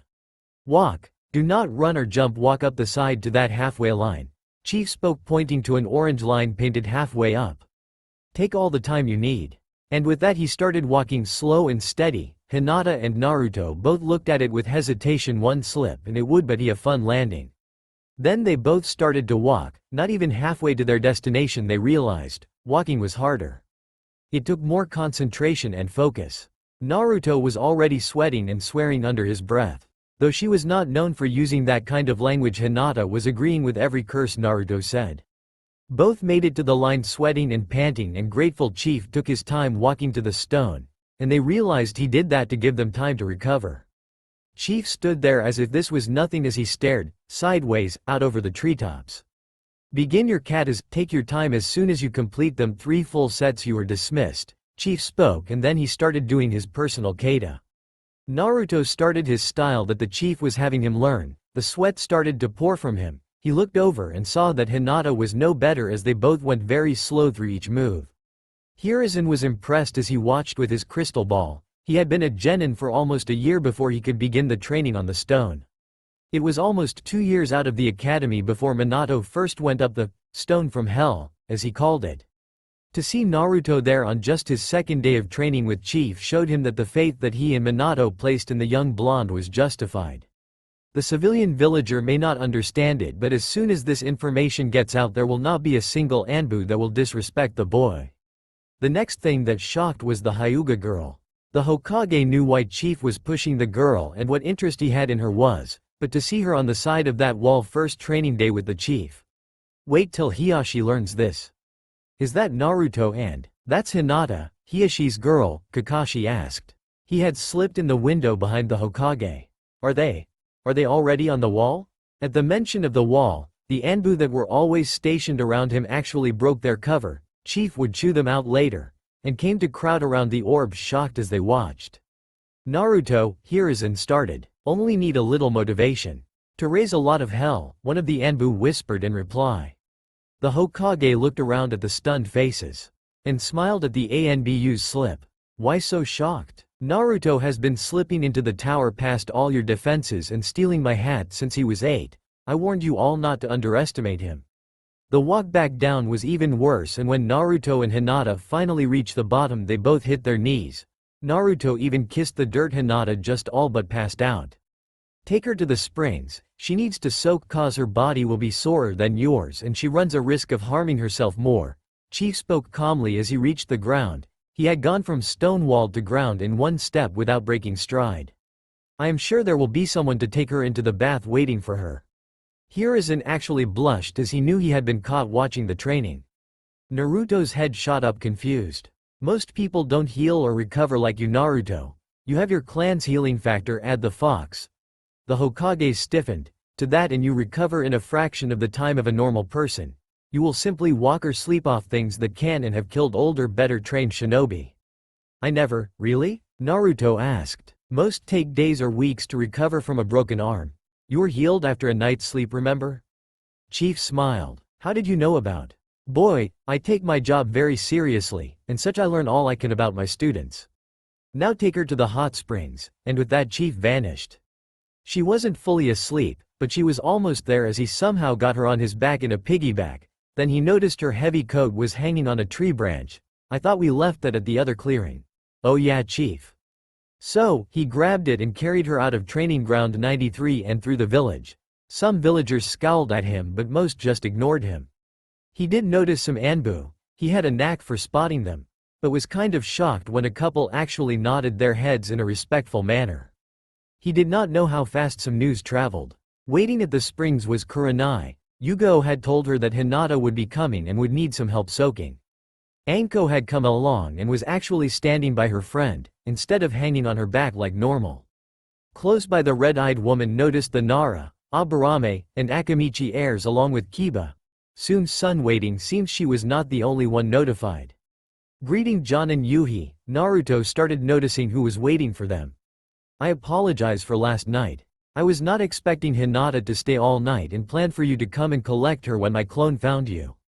I swear I was very respectful of Hinata. The first words out of his mouth shocked the Yuhi. Don't worry, brat. Anko spoke. Kunoichi knows she camped out on a rooftop and watched you all night through your apartment window. And she laughed as Kunoichi spun and glared at her friend. Thank you, Mr. Uzumaki. Kunoichi spoke after a minute. I will take her from here. I am told she had some strenuous training? Ma'am, Naruto started. If I wasn't 100% sure of him, I would swear he is trying to kill us with how tough our training was today. No one spoke as he slides the now sleeping Hinata, with a smile and a light blush on her face, off his back and into the arms of a concerned woman. Anko, the scary-looking woman in Naruto's mind, just smiled as she followed her friend into the woman's bath. Naruto moved over to where his friends were and led them into the men's bath. Peeper on the wall, Naruto called out as he walked into the men's side and spotted a man trying to force a hole open in the bamboo. Want us to deal with him? The man spun around with a scowl. He was short, skinny with drunk eyes. Naruto and the boys had heard of the super pervert called Jiraiya, and this was not him. Just then the tail of a massive-sized snake came over the fence, wrapped around the man and threw him out of the hot springs, followed by a very shrill shriek from the peeper. We got it. Thank you. Naruto recognized the crazy lady's voice. Once all the boys were in the water, Naruto gave a massive sigh as his aching body found relief. The boys watched him closely. Really that bad? I have never seen you that wore out, Choji asked as he snacked on a few treats. Be ready tomorrow, Naruto replied. I think this guy will redefine the word workout. Closing his eyes, find anything? No, Shikamaru replied. Your tips about sneaking into the records room really helped, but it was hard. I have no idea how you can get in that tower so easy. Seems I have a skill, Naruto smiled. Yes, Shino replied. But to the point, Chief Kuzai's file was not there. I am thinking an elite shinobi like him, his file will be hidden in the Hokage's personal files, which means breaking into his office, something only you seem to be able to do. Guess it will have to wait till after the camp then, Naruto spoke. No time tonight, as we will all need all the rest we can get. The morning was quiet, calm, and cool. There were no clouds in the sky, but the air held no warmth. It did hold something though, and those with more than 2 brain cells could feel it. Ayame, don't open the store, we are closed today, Tucci called out. To say his daughter was shocked was an understatement. She was half a step away from calling the hospital. He could be having a seizure, stroke, or something. If not, he might be an enemy shinobi, and I need to all the ANBU, Ayame thought as she quickly went to find her father. She found him in his back office, turning the dial and opening a safe he had not touched in years. The look on his face was of serious concentration. Pulling a red leather book, he opened it and read. Good, I have everything, he thought as he closed the book and turned to head out of his office with it and locked eyes with his worried daughter. Hiruzen could not sleep. Well, that was a lie. He slept dead and solid. He just woke up at 4 in the morning, charged and ready to go. He hadn't felt this in years and was thinking that it was Chief's doing. He got dressed, putting his battle armor on and summoning Enma, who quickly turned into the staff. The Monkey King did not speak much, he too could feel the air. Ash walked into the tower at 5. He was greeted by shocked faces as this was rather early for him still. Hokage-sama, a Chunin spoke as she stood. Is there something going on? Why do you ask? He tested her. Well, you're not here normally this early. There seems to be an energy in the air like a storm is just waiting to break, she started. And Ichiraku's is closed yet he and his daughter are there, and they seem to be working in a mad rush. The Hokage just smiled. So, you two feel it, Tucci, good. The old man thought with a smile. Good, thank you for the report, I will be in my office. The Hokage simply replied as he went to his office door. At the door he stopped again. This was the second time in 2 days someone was in his office this early and no one in the tower seemed to know. But this time it was different. Opening the door slowly he spotted some of the ANBU hidden as they watched. In the office sitting on his desk was Naruto. There standing around him and looking at the Hokage was Shikamaru, Choji, Kiba and Shino. Of course he barely saw Shino. It is early boys, and you have a training camp in a few hours, you should still be sleeping or getting some food, you will need both. The Hokage spoke as he walked around his desk to sit. We are ready Gigi, Naruto smiled. I thought you said you would not try to get the file till after the camp? Hokage asked with a grin. That is still the plan, Naruto replied. Unless you want to hand it over now, save us the trouble and save your ANBU the embarrassment. There was a stir around the room. Shika just grinned. Naruto had literally just called out the ANBU with that one. No, Hokage replied simply. That is what I thought, wouldn't be a challenge if you did, Naruto smiled. And would not be as fun. I am here for a second reason. A thought I had last night. The Hokage sat up and listened. I am going to tell them, Naruto pointed at his friends.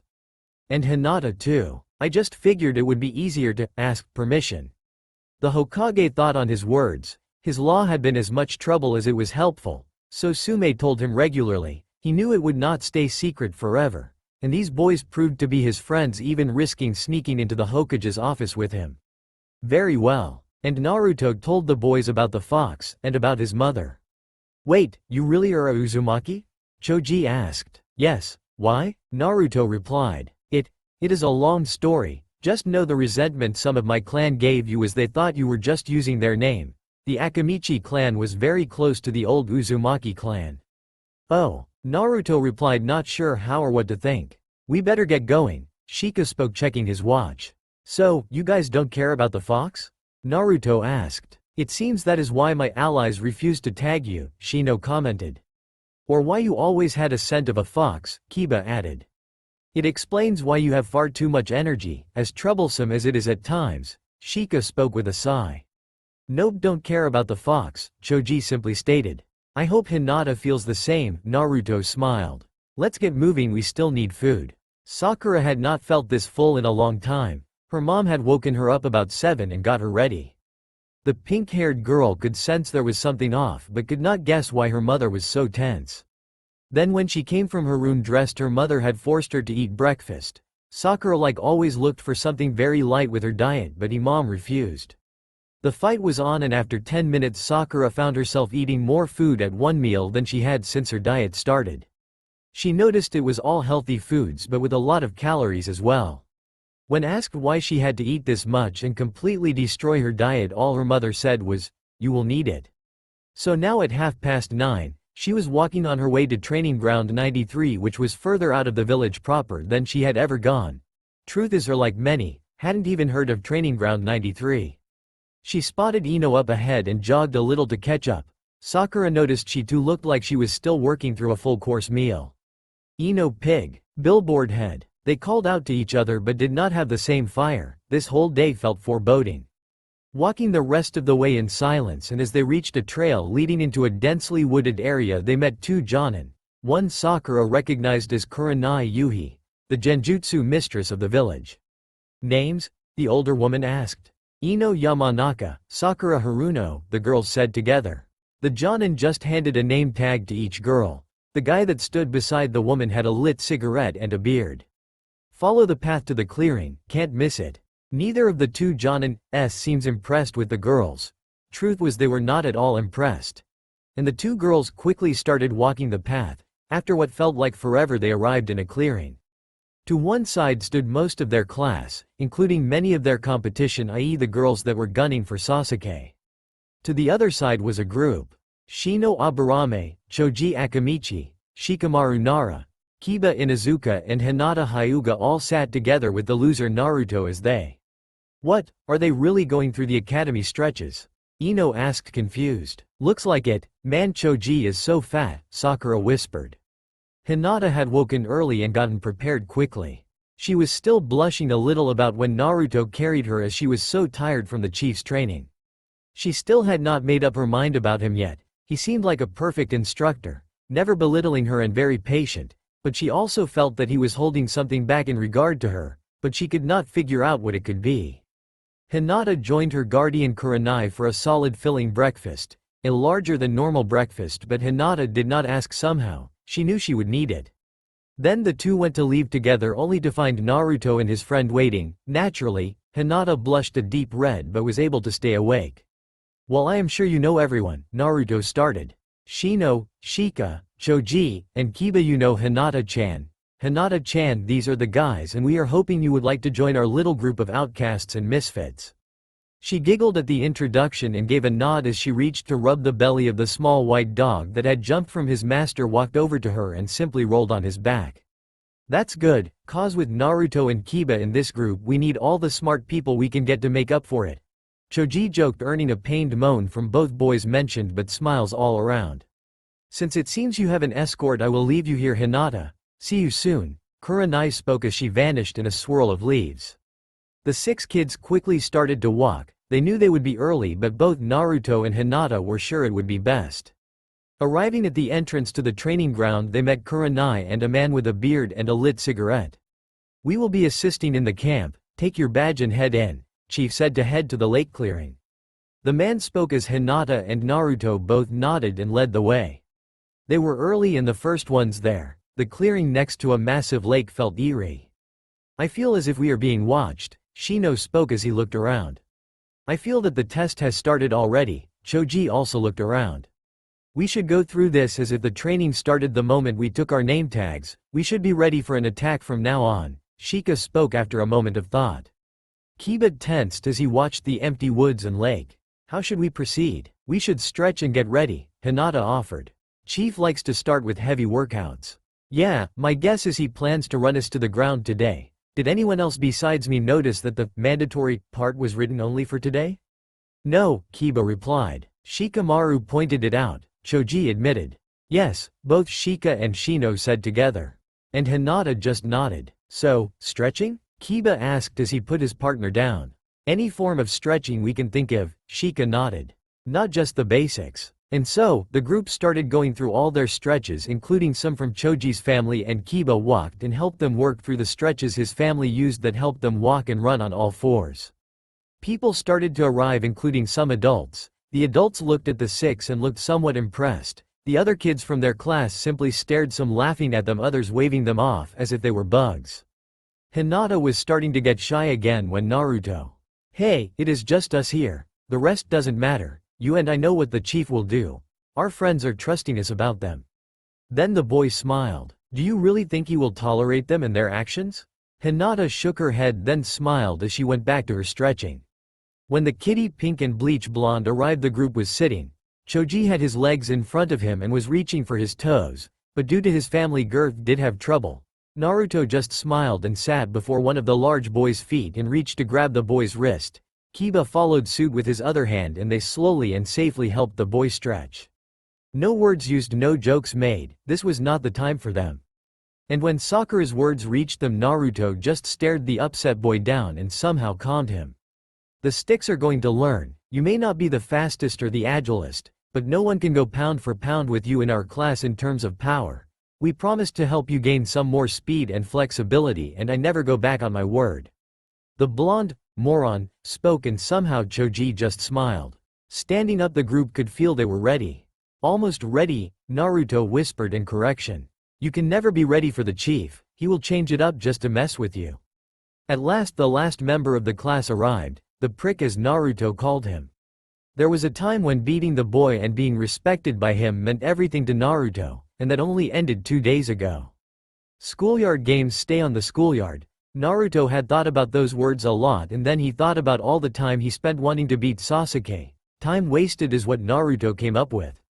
He still wanted to beat him, but not for respect or anything. The prick was still a prick, but Naruto was not going to lose any more sleep over it. He had more important people to worry about. A ding was heard as it turned 10 that morning. A gust of wind blew and next thing anyone knew there were the chief black glasses and dark leather coat standing before 3 other people. The crazy woman from last night, a woman with a kind face with long purple hair. And an ANBU wearing a dog mask. Behind them stood the Jonin-esque Kurenai, the man with the beard, a sickly-looking one and a guy with a senbon in his mouth. The group of kids slowly moved forward as they waited. Sasuke stayed in the back and thought this was a waste of his training time.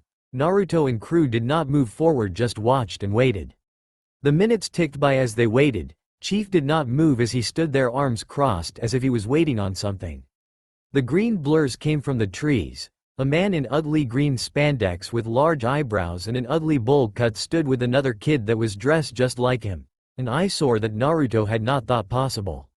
Behind them stood 2 more, a girl in a kippao and dark pants with her hair set in 2 buns. The guy beside her wore a beige shirt and short pants. His long hair was pulled back and he looked both bored and interested at the same time. "That is Team 9, Hinata started to whisper. "That's Guy Maeda, a taijutsu specialist. The kid dressed like him is Rock Lee. The girl is 10-10. She is known to be able to hit her target regardless of what she throws over great distances. The other boy is Neji, my cousin." At this Naruto growled, "I don't know why they are here, they have been a genin team for a year now." Hinata finished not hearing Naruto nor noticing how Choji had to grab the blonde. "Guy, why are you here?" Chief spoke. "Could not pass up a chance for my students to train with the great Chief Kuzai." He looked like he wanted to say more, to scream his reply, but Chief's look seemed to stop them. "Did they volunteer?" "The rest were ordered here by the Hokage, but your kids? If they don't volunteer I won't let them join." "Yes, Chief, I made it clear it was their choice if they came." "Good, even with everyone else complaining those 3 are not allowed to say a word about the hell they are about to endure." Chief spoke calmly as he pointed to the other teachers. "Ladies, meet Anko. She tells you to do something, do it. Only I can stop her, and she already knows what I won't allow." The smile that slowly stretched across the woman's face could only be called evil. All the girls shuddered, even 10-10. Hinata knew a friend of Kurenai she may be while in control that would not save her. With her as Yugo, maybe she will show mercy. Chief continued the introduction. Yugo just looked at the girls with pure contempt. "Boys, this is dog, you won't find many better in the village," Chief finished. Kiba whispered to his crew. "Mom told me about him, she said he is the best ANBU ever had." Chief seemed to pick the best and meanest for his assistants. "Now, run." Chief pointed to a path that went along the lake. Sasuke and the Lee boy started on a fast hard sprint, but Guy pulled Lee back. Some of the other boys followed the Uchiha. "Move it, bitches," Anko called out as she produced a large bamboo cane and smacked Ino on the back of the thigh. Yugao just produced her own bamboo and cracked it over another girl, causing them to scream and start running. "We stay in a group. Choji sets the pace," Naruto ordered, quickly getting everyone moving. Choji, Chief cares more about endurance than speed. "Set the pace to something you can do for hours, but remember, do not go light." The big one just nodded as he set a hard but sustainable pace, falling in line nearer the back. The sound of the bamboo canes meeting flesh and the screams of the girls filling the air. Dog, it seems, had also produced his own rod and started striking any boy that would start to slow. The other Jonin-s had simply vanished. "We will do the same," Guy spoke. 10-10, you set our pace, eyes open." Naruto heard as he gave a quick peek back, at the older kids fell into line at the back. The blonde noticed the hate in Naije's eyes as he stared at Hinata's back, causing the blonde to quietly shift the group so Hinata was in the middle surrounded by the other 5. Not 10 minutes into the mark, a scream was heard as the Jonin with the senbon and the sickly-looking one attack a few students with canes. "You were right, Shika," Naruto spoke as now the group was watching for the next attack. "I just used the information you gave me. Chief combines training, the most amount in as little time as possible. Now we run while having to observe our surroundings," he replied. "Do we fight back?" Kiba asked. "We shall find out now," Shino answered as the smoker attacked from a bush with a cane. Choji used a multi-sized jutsu of his family to enlarge and strengthen his forearm to take and block the strike, and Naruto came around to throw a punch. Crack! The bamboo smacked his head and Anko came from the shadows. "You can block, dodge and evade, but you cannot attack. Keep running, brats," and again she caned Naruto. They never stopped or slowed their pace, so the Jonin-s moved away. The group just kept the pace as Kiba put the dog down, having him run as well. It was endless, the attacks, the screams, the crying, and the run itself had all their muscles screaming for a rest. They passed several kids that were barely jogging that had uncontrollable tears and welts, many bleeding. They came across Ino and Sakura holding each other up and barely jogging. Anko was following them at a walk, waiting. Seems if you put effort into it, then no matter how slow you went, you did not get struck. The welts and bruises on the two girls made it clear they were Anko's favorites. Naruto saw him. They had caught up with Sasuke as they finished doing the single lap around the massive lake. He was bleeding and limping but still looking at everyone with a scowl. As he and a few of the faster boys, all beaten and bloody, started to slow, Naruto urged his friend to keep going and start the second lap. "Did I say you could stop?" Chief asked as he struck everyone, one of the boys that stopped hard with his own cane. 3 times they went around the lake. Everyone had a bruise or two, everyone except Hinata. Naruto had taken many hits that were aimed at her. "Stop, rest, 10 minutes, Chief called, and the kids dropped. Well, all but Naruto and Lee, but even they were winded. Ah, the little princess is untouched. Anko cried as she charged at Hinata again. He was done. Naruto growled and caught the cane in his hand. Wrenching it from Anko, he swung it and cracked the crazy lady on her head. Damn it, you little, she cried as he grabbed her head and pulled a kunai. I said rest, Chief spoke as he walked up behind Anko. The woman just growled and walked away, catching the cane as Naruto just stared at her while he threw it back. Chief too left and Naruto just took a deep breath. How far, Shika? About 3 miles for 1 lap. Time? Less than 2 hours. Choji's pace was about 5 miles per hour give or take, Shino answered. I could have gone harder, Choji replied with a heavy breath. No, we did good, Hinata spoke up for the first time. We kept a solid pace the whole time and are ready for the next round. Naruto looked around. Half the kids were laying down, many crying and asking to go home. Many were not ready for this, Hinata spoke. Most had no idea what to expect. And they called me the dead last, Naruto replied as he took some water. I am starting to think our village is full of nothing but fools, Shika spoke. How troublesome can they get? He asked with a weak grin. Anko was off out of sight as she put a small bandage over the cut on her forehead. Anko? Kurenai asked with a dangerous tone. Don't look at me with those, mommy, eyes, she whined back. Explain please, the red-eyed woman asked. Hinata did good, her and that 1010 are the only ones that impress me, the rest are lazy stupid brats, insults to Kunoichis. And you tried to harm her, why? Yugao asked, concerned for her friend. She hasn't taken a hit yet, Anko replied as she looked at her 2 girlfriends. You can have all the skill in the world, but if you can't take a hit, you risk your life and the lives of everyone else. True, Kurenai replied, but I thought I made it clear, her family has made sure she could take a hit. And Kurenai hissed the word family. So, you weren't exaggerating, her family really does treat her like that? Yugo asked as she batted Anko's hands away and helped put the bandage on straight. Watch the Neji boy, watch his eyes. The 3 women turned to look out at the kids and Anko and Yugo spotted the boy. He was shooting hate at the girl with his eyes. Sorry Kurenai, Anko spoke. I do like that girl, good spirit and drive. Just wanted to make sure she won't fold up when things got nasty. As the break ended, a few were still on the ground as Chief performed a strange hand set of hand signs and large purple circles appeared on the ground. Everyone to a circle, he barked, and most moved, those that didn't, were motivated to do so by a pist of Anko and her now bloody cane. Full counts, begin. The moans were followed by the sound of the canes cracking and the screams of pain. Naruto was ready for this and made sure the others were too.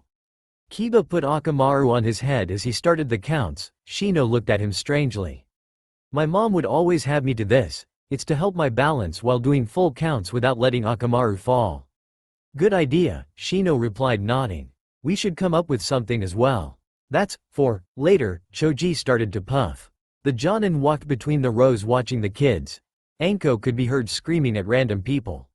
Naruto watched and he saw that she took particular pleasure in punishing the girls. Thank you Naruto, Hinata whispered. But you do not have to protect me so. Hinata stuttered as she could not find the words as she started to tire. You're welcome Hinata, Naruto replied.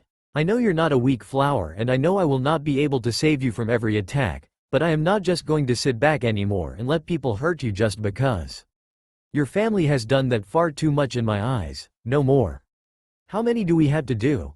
A boy a few rows down asked as he stood and stopped. Till I am tired, Chief replied, dog. The crack of the cane filled the air as the boy was motivated to continue. Then came a sound both Naruto and Hinata learned to love. Dang, that's enough, stop for an hour lunch, Chief called out. The boys stood up slowly, Kiba and Naruto had to help Choji, then they looked behind them.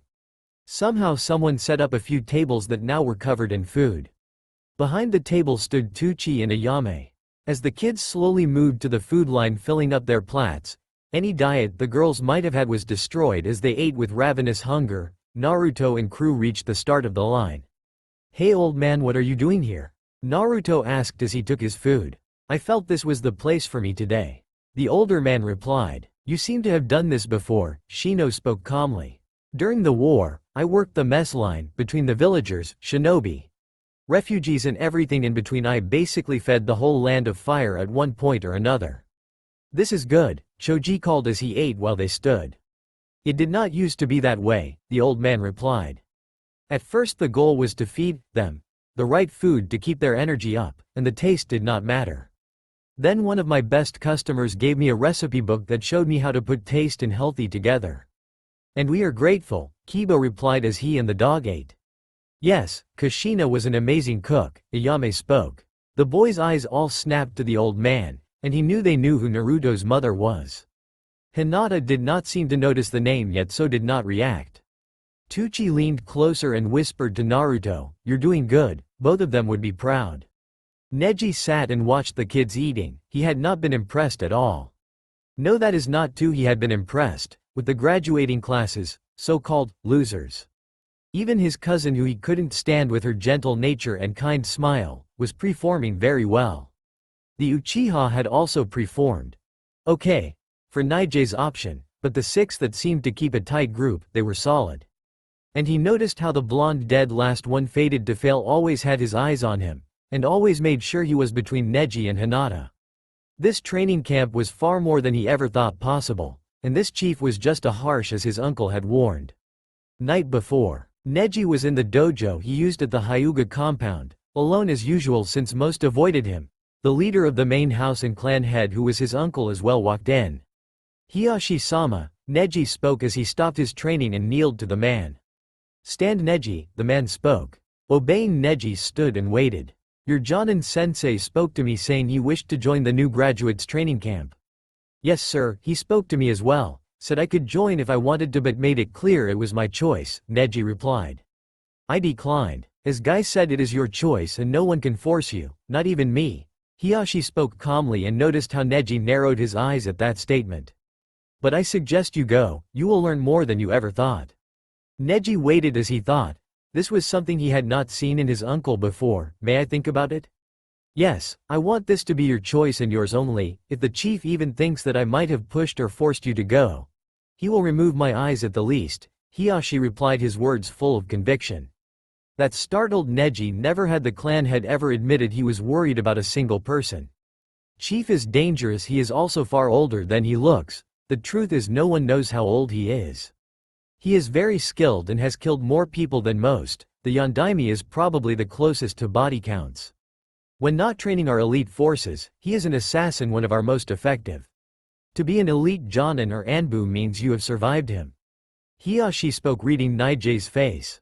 The boys stared at him. The training looked more interesting by the minute. If you go, and it will be your choice, know this, Hiashi continued. Don't use your Byakugan. That stopped Neji cold. What? He asked, forgetting all honorifics. Do not use your Byakugan, it will be of no use to you with him. Here Hiashi did something Neji had never seen. He sighed and took a seat, motioning the boy to sit with him, with the clan head not at his feet. Chief Kuzai developed a skill that blocks all genjutsu, and affects all dojutsus. Well, it works on ours and the Uchihas. Not sure if it works on the others, as I do not know if it was ever tested, but I have no doubt that it does. Some claimed that the effects on the Byakugan were a side effect of the techniques, but I know for fact, he made it for the Byakugan. He did it just to piss off the Hyuga clan. Neji remained quiet. This was something he had never heard of. Never had he thought it was possible to beat the all-seeing eye his clan was famous for. Why? Why would he do that just to piss us off? Your words, Oji-sama. He has a powerful and complete hatred of our clan. Even I do not know where it started. I do know the number of Hyugas he has any respect for can be counted on one hand with fingers left over. And I am not on that list. Neji sat and ate as he looked to the chief as he now walked with a new woman who seemed kind and caring as she went around, hands glowing blue as she healed many of the beaten kids. He had let 10-10 with her limited skill to treat his, to test it. He activated his Byakugan. Chief vanished. And the girl became a very hazy blur. Seems he did teach someone his skill. Neji, once his eyes were back to normal, admitted that this training had turned out more important than he had ever thought possible. Sasuke was sore, he was tired, he knew he was being pushed hard, the run, the attacks. Then the rapid move into the physical training, then he realized it. This was how Itachi described ANBU training. He was being trained the same way Itachi was. And he knew he was not doing as well as he thought he could. He was not ready, never thought for a second this would happen here today. And what was worse was the dead last. Naruto had come prepared. Sasuke had sneered when he saw him and the others getting ready. The Uchiha cursed himself as his muscles cramped as he ran. Well, the Uchiha heir would not be caught flat-footed again for whatever was next. And Sasuke finished his meal and started to go through warm-up stretches. A few other boys saw this and did as well. But Sasuke could not clear his mind as he still thought about the blonde and orange. He had not spoken or in fact, acknowledged Sasuke once. No boosts about who is better, who would win. Nothing. He had never cared about anyone's option, but now, he had never been ignored before. He did not know what to think. Sakura and Ino sat together, both were worn out already. Though the food and rest helped a little, both were still tired. If you didn't count Hinata or the girl with the buns, both clearly doing better than any other girl, the pinkette and the bleach blonde were the only ones able to actually sit up. It had only been 3 hours and already the other girls were beat. If Sakura remembered correctly, this camp lasted until 10 that night. 6 more hours of who knew what. How are my little toys doing? Some evil voice interrupted Sakura's thoughts. Anko had slid up between them, an arm draped over them casually. A shiver went through their spines as fear gripped them.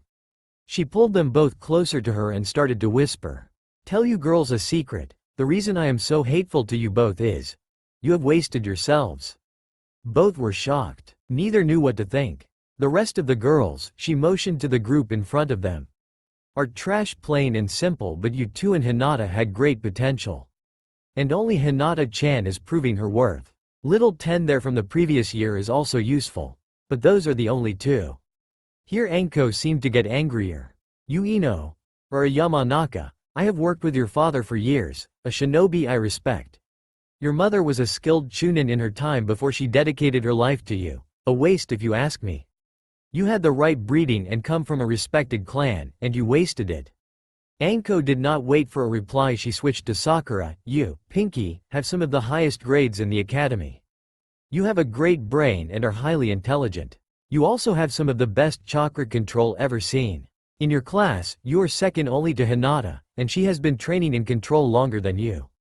Your mother and father are not an old ninja clan, but they both became shinobi. They too gave up their careers for you, and you like Ino wasted it. You're going to find yourself some fat, smelly, greasy guy's personal toys. Or maybe you will be taken by a woman that enjoys the squeals of fooling girls begging her to stop. Anko stopped and just ran her fingers through both girls' hair. Then moved away and her evil, playful voice vanished and Anko looked like a very serious shinobi. Both are possible if you two don't get your heads out of your asses and take your training and your careers as shinobi seriously. And the crazy woman just slipped away, leaving the two girls thinking. Lee was in heaven, the hard training, the improving of oneself at every step. He loved it. He finished his meal, which was good, not curry of life, but good, and so he felt he needed to get back to training. So, he got down to start push-ups, but stopped as he felt the tip of a cane on his neck holding him down. I said rest for 1 hour, Chief spoke. Not 45 minutes, sit. Lee quickly sat in a crossed-legged position and looked up at the man. There will be times you're on a mission and you can't move, not even a muscle. You will have to stay in one spot and any twitch will cost you, either your life or the life of your teammates. Everyone stopped and listened to the man. Naruto smiled as Chief was doing his teaching without anyone realizing it thing. I have always respected Guy, his passion, dedication, pure raw emotion, his flames of youth as he calls it. It has pushed him further than anyone could think possible. It will push you there as well. But a shinobi needs to be able to be fast, silent, and deadly. That comes with patience and time. Meditate, become one with the area you are in. Know where everyone is and what they are doing while your eyes are closed. Chief walked away, leaving the green-clad student closing his eyes. Naruto and crew were finished eating and sat waiting. His eyes drifted to Tucci and the millions of questions he had about his parents. "Who is that?" Shino asked calmly, and Naruto looked. Walking through the kids without making a sound, a woman just smiled and healed the kids. She had simple look, much like Chief, as in you would not notice her in a crowd.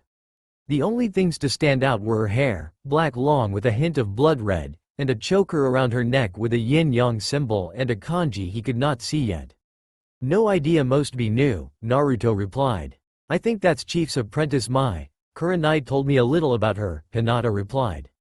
"If it is, she can only speak with sign language. She seems nice." Choji watched. "Looks can be deceiving, as a shinobi they usually are," Shika added as he watched as well. "Time is up," Chief called. "You have 5 minutes, then everyone will be in the lake swimming across it and back.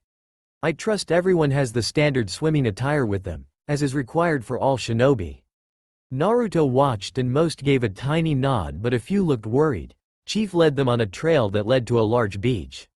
"Swim in whatever you are comfortable in, but leave all other equipment here on the shore. Any questions or complaints?" Chief asked. Almost no one replied. All but one green-clad genin, Lee, stepped forward. "Chief," he spoke up. "I cannot swim." Guy looked at his student almost heartbroken as he realized he did not know that. He failed his student. One of the boys started to snicker. Crack. The cane from dog broke the silence. "No one insults their fellow shinobi around me," Chief spoke, never taking his eyes off Lee. "Boy, are you prepared to learn how to swim right now?" "Yosh," Lee shouted. "Leave the weights and prepare," Chief ordered, and for a moment Lee was about to argue with the Chief but stopped as Guy coughed. "John and Guy of Team 9, Chief spoke, taking his eyes off Lee. "For failure to see to your students' training. 10,000 push-ups, on your pinkies." "Yes, Chief," Guy shouted as he got on his pinkies and started. A sight that scared most. "Move it, trash," Anko shouted as she started to motivate the girls into the lake. Naruto and crew had slipped in the water. Shino and Choji were wearing a standard thin full bodysuit. Shino to protect his allies and Choji, well, he was still a little self-conscious. Shika, Kiba, and Naruto just wore trunks. Hinata fought like hell and beat the blush. Hinata wore a basic one-piece that showed more of her forming curves than she had let anyone see outside of the bathhouse. No one said nothing. Naruto may have smiled in his head at how cute she looked, but no one said nothing. That was brave, admitting he could not swim. Kiba started as the swam, Akamaru paddling with them. "We take for granted simply cause our families began teaching us young," Choji replied as he proved to be an excellent swimmer. Bested in the water only by Hinata. Hinata did not swim, she flowed with it. It was almost artistic and angelic to watch her. Naruto almost drowned twice. "Well, I had to learn almost on my own," Naruto spoke, waking his mind back up. "Almost?" Shika asked. "I always had an ANBU watching me, normally the same one." "Which one?" Choji asked. Naruto just smiled and pointed his thumb up behind them. Walking on the water behind the group was Dog. It shocked the group as none of them had realized he was walking there. This was not a random sight, as all the instructors walked or jogged atop the water as the kids swam. "Yep, when I realized I was being watched, I made it a game to always try and find him. It is how I learned to detect ANBU. Now I can find almost all of them at any time." Dog turned his head to the side, staring at the blonde. "Do you know Dog?" Naruto asked as he turned to a backstroke and slapped his stomach. Dog nodded. "Good, Hinata, there is something I need to tell you. I learned why I am hated." Naruto started talking and she too went to a backstroke to listen. "The truth is that you house the 9-tailed fox," Hinata finished. Everyone stopped, even Dog. "How?" Naruto asked, and Shika and Shino were very interested. Kiba and Choji took a defensive position, making sure no one was close to hearing. "You have had the largest chakra reservoir I have ever seen, and parts of it is red. and I have only ever heard of demon chakra being read before. I heard some elders talking about the demon brat and what he housed since birth. You were the only baby born around the time of the attack. I guessed it a few years ago. She finished and started to blush at the stares from all the boys. Years? Shino asked and Hinata nodded. We did not even think about the possibilities till Naruto told us. This morning, Shika spoke. They had stopped swimming and dogs smacked the water to get them moving again. Thank you Hinata, Naruto spoke. He knew no matter how oblivious he acted to her she never gave up on him and now he knew that she had known this whole time.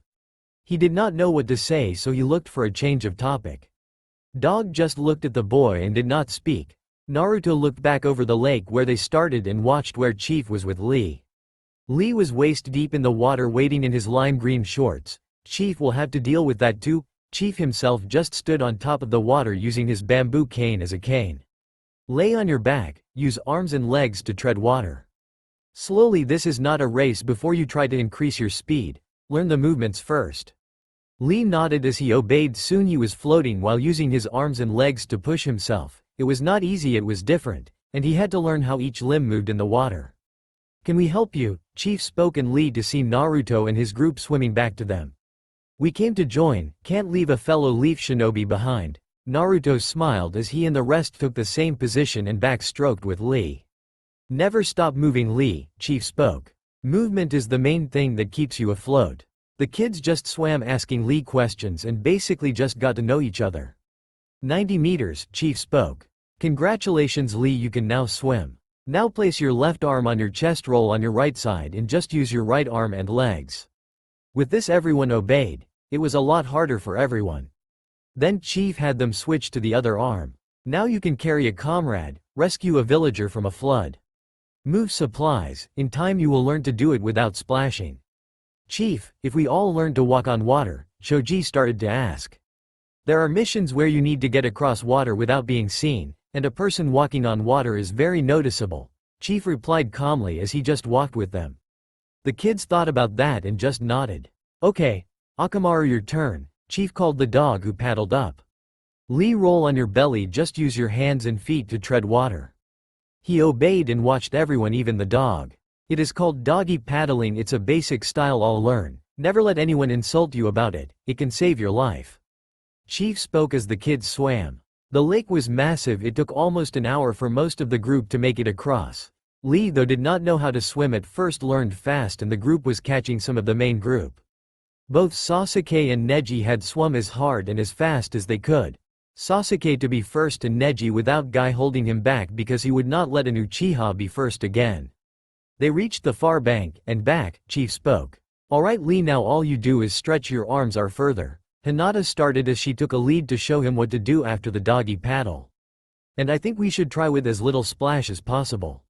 Naruto smiled. Hinata was quickly coming out of that damn shell. He knew Kurenai's sensei was helping her and would be a great help to his friend, Crush. But Naruto was going to help as well. Crack! Chief's cane met Naruto's skull as the rest of the group had pulled away.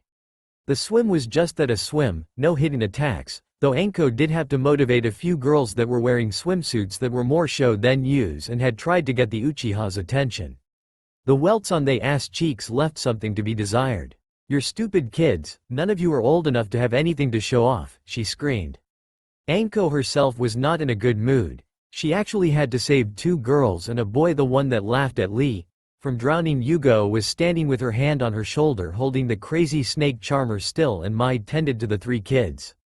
As soon as Mai stood and nodded, Yugo let go. Anko growled, reared back and hit all three across their asses at one time. The crack and the scream sent chills through everyone's spines, even Yugo's. Dry dress 5 minutes returned to circles. Chief shouted as he just walked on shore, Naruto and crew with him. Guy sensei, Lee started but then heard the hiss from Hinata about silent, Guy sensei. Lee corrected and went to his mentor who was still doing the push-ups. We must add swimming to our training. Yes Lee, Guy spoke as he finished and got to his knees and bowed, forgive me for failing you. Ten shivered as she watched it was about to happen, again. 2 minutes, Chief shouted. Respecting Guy and his passion did not mean Chief ever wanted to deal with that, not even his jutsu could break that genjutsu. As everyone moved to the area with their circles, they passed and stopped to stare at bodies. Body bags were places along both sides of the trail. Many bodies looked fresh, throats slit, guts spilling out. All died painfully. These kids are a dead body. All these shinobi failed, Chief spoke as he walked past. They failed their training, they failed their duty. This will happen to you if you fail. This will happen to your friends if you fail, to the circles. The group moved quick but quiet. The sight of dead bodies just hit them to a new core. Not even Naruto nor his crew were ready for that. It wasn't just the dead bodies, it was how they died. Deep down, Naruto had always known that a shinobi's death was never as grand or heroic as the storybooks wrote, but knowing it and seeing it was two different things. Returning to their circles, the group stood and waited.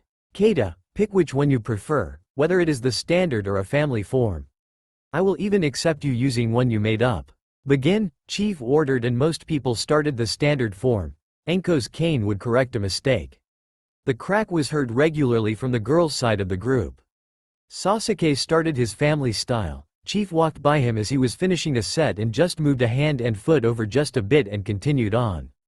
Naruto was working on the form that Chief had shown him. Every time he overextended a fist, crack on the knuckles or a foot, crack on the shin. And like before, Chief just hit Naruto harder, and harder, and harder each time. Choji went different. His style was more sumo or judo. A lot of open hand thrusts and stomping his feet to the ground. When Chief corrected him, he just moved a hand or showed him where his foot needed to be. As he walked by Hinata, she could feel his eyes watching as she moved. She knew she was missing her marks, but he did not try to correct her, he just walked past. What disturbed her was he did not scuff or shake his head, he just walked by. She did not know how to handle that. Stop, Chief called. Some collapsed from exhaustion, some just held their knees breathing hard. Time? Naruto asked. 8:30, Shino replied, and everyone looked at him. Started swimming at 2 and swam for 3 hours. Now Kate for roughly 3.5 hours give or take. Boys with me, Chief called. Girls follow Anko. Anko, I trust you can deal with the girls without my help? The woman just smiled evilly and held up her cane. Now the girls were scared, though she had been evil with them. Chief did, in fact, stop the woman more than once, and now that he was not going to be there, they feared for their lives. Hinata walked with 10-10 as they watched the group of girls. They noticed Sakura and Ino also walking off to the side together. Hinata mad short conversation with the older girl as they were led deeper into the wood. As they reached a clearing, they found the ground covered with pillows. Asses, find a seat, Anko called as the girls went to find a seat. As everyone sat, they looked at the older shinobi. Anko glared at them all as Yugo looked indifferent. Mai was sitting up in a tree swinging her legs back and forth with an unpleasant smile on her face. Kuronai stepped forward. For years the argument has been made. Many think women cannot be as good a shinobi as males. That argument will probably never end, but there is one field that women are not just as good, we are the best at. Bodywork missions. Lipstick missions, a mission that requires an seduction to complete. That got the girl listening. No one spoke, no one removed their eyes from the woman. The idea that a girl should remain pure or should only be intimate with the one they marry is a civilian idea, and only civilians can think that way. You are kunoichis. You are shinobi. Every inch of your being is a tool, and you should know how to use it to complete the mission. We are not bound by civilian etiquette, for it has no place in a shinobi world. There was a warlord many years ago, cruel, corrupt, evil. Many shinobi died trying to kill this man. In the end, all the ninja clans claimed he was unkillable simply because he could not be reached in his fortress. A girl that had been harmed by this warlord's men seduced and enticed the warlord from afar. Tricked him into taking her to a private room where she pushed a hidden blade up into his brain, quick, quiet, and effective. She left the room later with a smile and a sway in her hip, and none of the warlord's men knew he was dead for hours after she had made it out. That was the assassination that changed the rules. Before, women were only good for tending home and producing and raising children. Then we killed the unkillable. I want all kunoichis to be their best. I believe that women are just as good as men in all fields. But make no mistake, bodywork missions are our field, though men do take them as well. Men have had to seduce women, men have had to seduce men in order to complete a mission. But bodywork missions are our specialty. She stopped and watched each face. Most looked scared or blushing deep red. Some looked at themselves with a self-conscious look. The training for bodywork missions is long. No Kunoichi from the Leaf Village will be sent before the age of 18, and only after they train for close to 3 years before. Not all girls can do bodywork, and no one can be ordered to do it, you must volunteer. Lust, desire, and perversion of power. These are traits we find in most humans, so we learn to use them to our advantage. Do not worry about a reputation in the village. Any act performed during the mission cannot be used against you. A husband cannot punish their wife and a wife cannot punish a husband. If someone speaks negative about you, they have their tongue removed. The Hokage has no tolerance for anyone that disrespects one of his kunoichi for doing whatever it takes to finish the mission and get home alive. The woman looked around one more time then stepped back. Mai jumped from the tree with a smile and nodded her head to Yugo. You sure you want to do this part? She asked the woman. Who knows better? Translate for me. I am Mai, I am 30 years old. 17 years ago I was a young innocent naive genin of just 13. Doing my first C-rank mission outside of the village walls. Our Jonin was away so it was just us three. We were ambushed, my teammates died, I was captured and taken to a cave. There were 9 of them, 5 males 4 females. I was raped for 2 days non-stop. Every degrading thing that could be done to a female's body was. After those 2 days one of the men complained about the sounds of my crying and screaming and wanted to remove my tongue. The leader, one of the women, said she had uses for my tongue. Mai stopped and reached to remove her choker. Under it on Mai's throat were several jagged nasty scars. They ripped out my vocal cords instead. 2 years I was in that cave. In my time 108 others were brought. They're mostly kunoichis, but some civilians and a few boys. But mostly girls none older than 15. 108 and I was the only one to leave that cave alive. I was broken, I forgot my name, that I was a shinobi. All I knew or cared about was serving who I thought of as gods and goddesses. I knew and cared about nothing else. This happened because I was lazy in my training. I laxed in my training of my body and was easily beaten. I did not train my mind, so I was broken just as easy. I did not train my spirit, so I did not care about myself. I only got out cause another shinobi found the cave and rescued me, and stayed with me for 5 years as I slowly healed mind, body and soul. Times I ran away and tried to sell myself as a slave again, it was the only thing I knew. He always found me and brought me back. But in time I healed and recovered. Memories, feelings, everything. 10 years ago I regained my spiritual strength. I could look at myself and be happy. I cared about myself for the first time in 7 years. Since then I have traveled with that man that saved me and he has trained me and cared for me. He saved me from hell. Here Mai looked at the girls and her face grew very dark, very evil. So, if any of you stupid cheap trashing cunts ever insult the chief again, I will slice off your ears, remove your nose and rip out your tongues. Then I will stick you in a room of mirrors and force you to look at yourselves for the rest of your days. Mai turned to walk away but stopped. When that started I was a shinobi of Kusagakure. Yes, I was a grass ninja. The people that captured me were shinobi of the Leaf Village. With that Mai did walk away leaving Yugo to finish. That, ladies, has always been and unless something changes will always be a threat we face. Whether you are a housewife safe in a home or a shinobi on a massive battlefield, there will always be a threat. What can be done? 1. Train your bodies, become strong and able to fight back. To prevent being captured. 2. Train your minds. If you are captured and assaulted, training your minds will help you find a way to take advantage of the situation, gain your freedoms and survive. 3. Train your spirit. It is only when they break your spirit can you be broken. If you have a strong spirit you can survive anything. Survive it, escape it and then return to punish them, kill them all. Focus on your training, this is not some fairy tale book. This ends the mandatory training starting tomorrow, it is all volunteer and I assure you it only gets harder and nastier from here. Dismissed. The girls quickly got up and left heading back along a trail. Sakura and Ino walked in silence side by side. They were listening for the other girls. That wasn't any fun. They were so mean. Wouldn't it be great if I was captured and Sasuke came and rescued me? The two were shocked. Did none of them get the meaning of any of that? That's why I hate fangirls. 10 spoke behind them. They turned and found the older girl walking with Hinata. No words could be said, so the two friends, rivals, just stayed quiet. When they left the forest, they saw their mothers standing there waiting.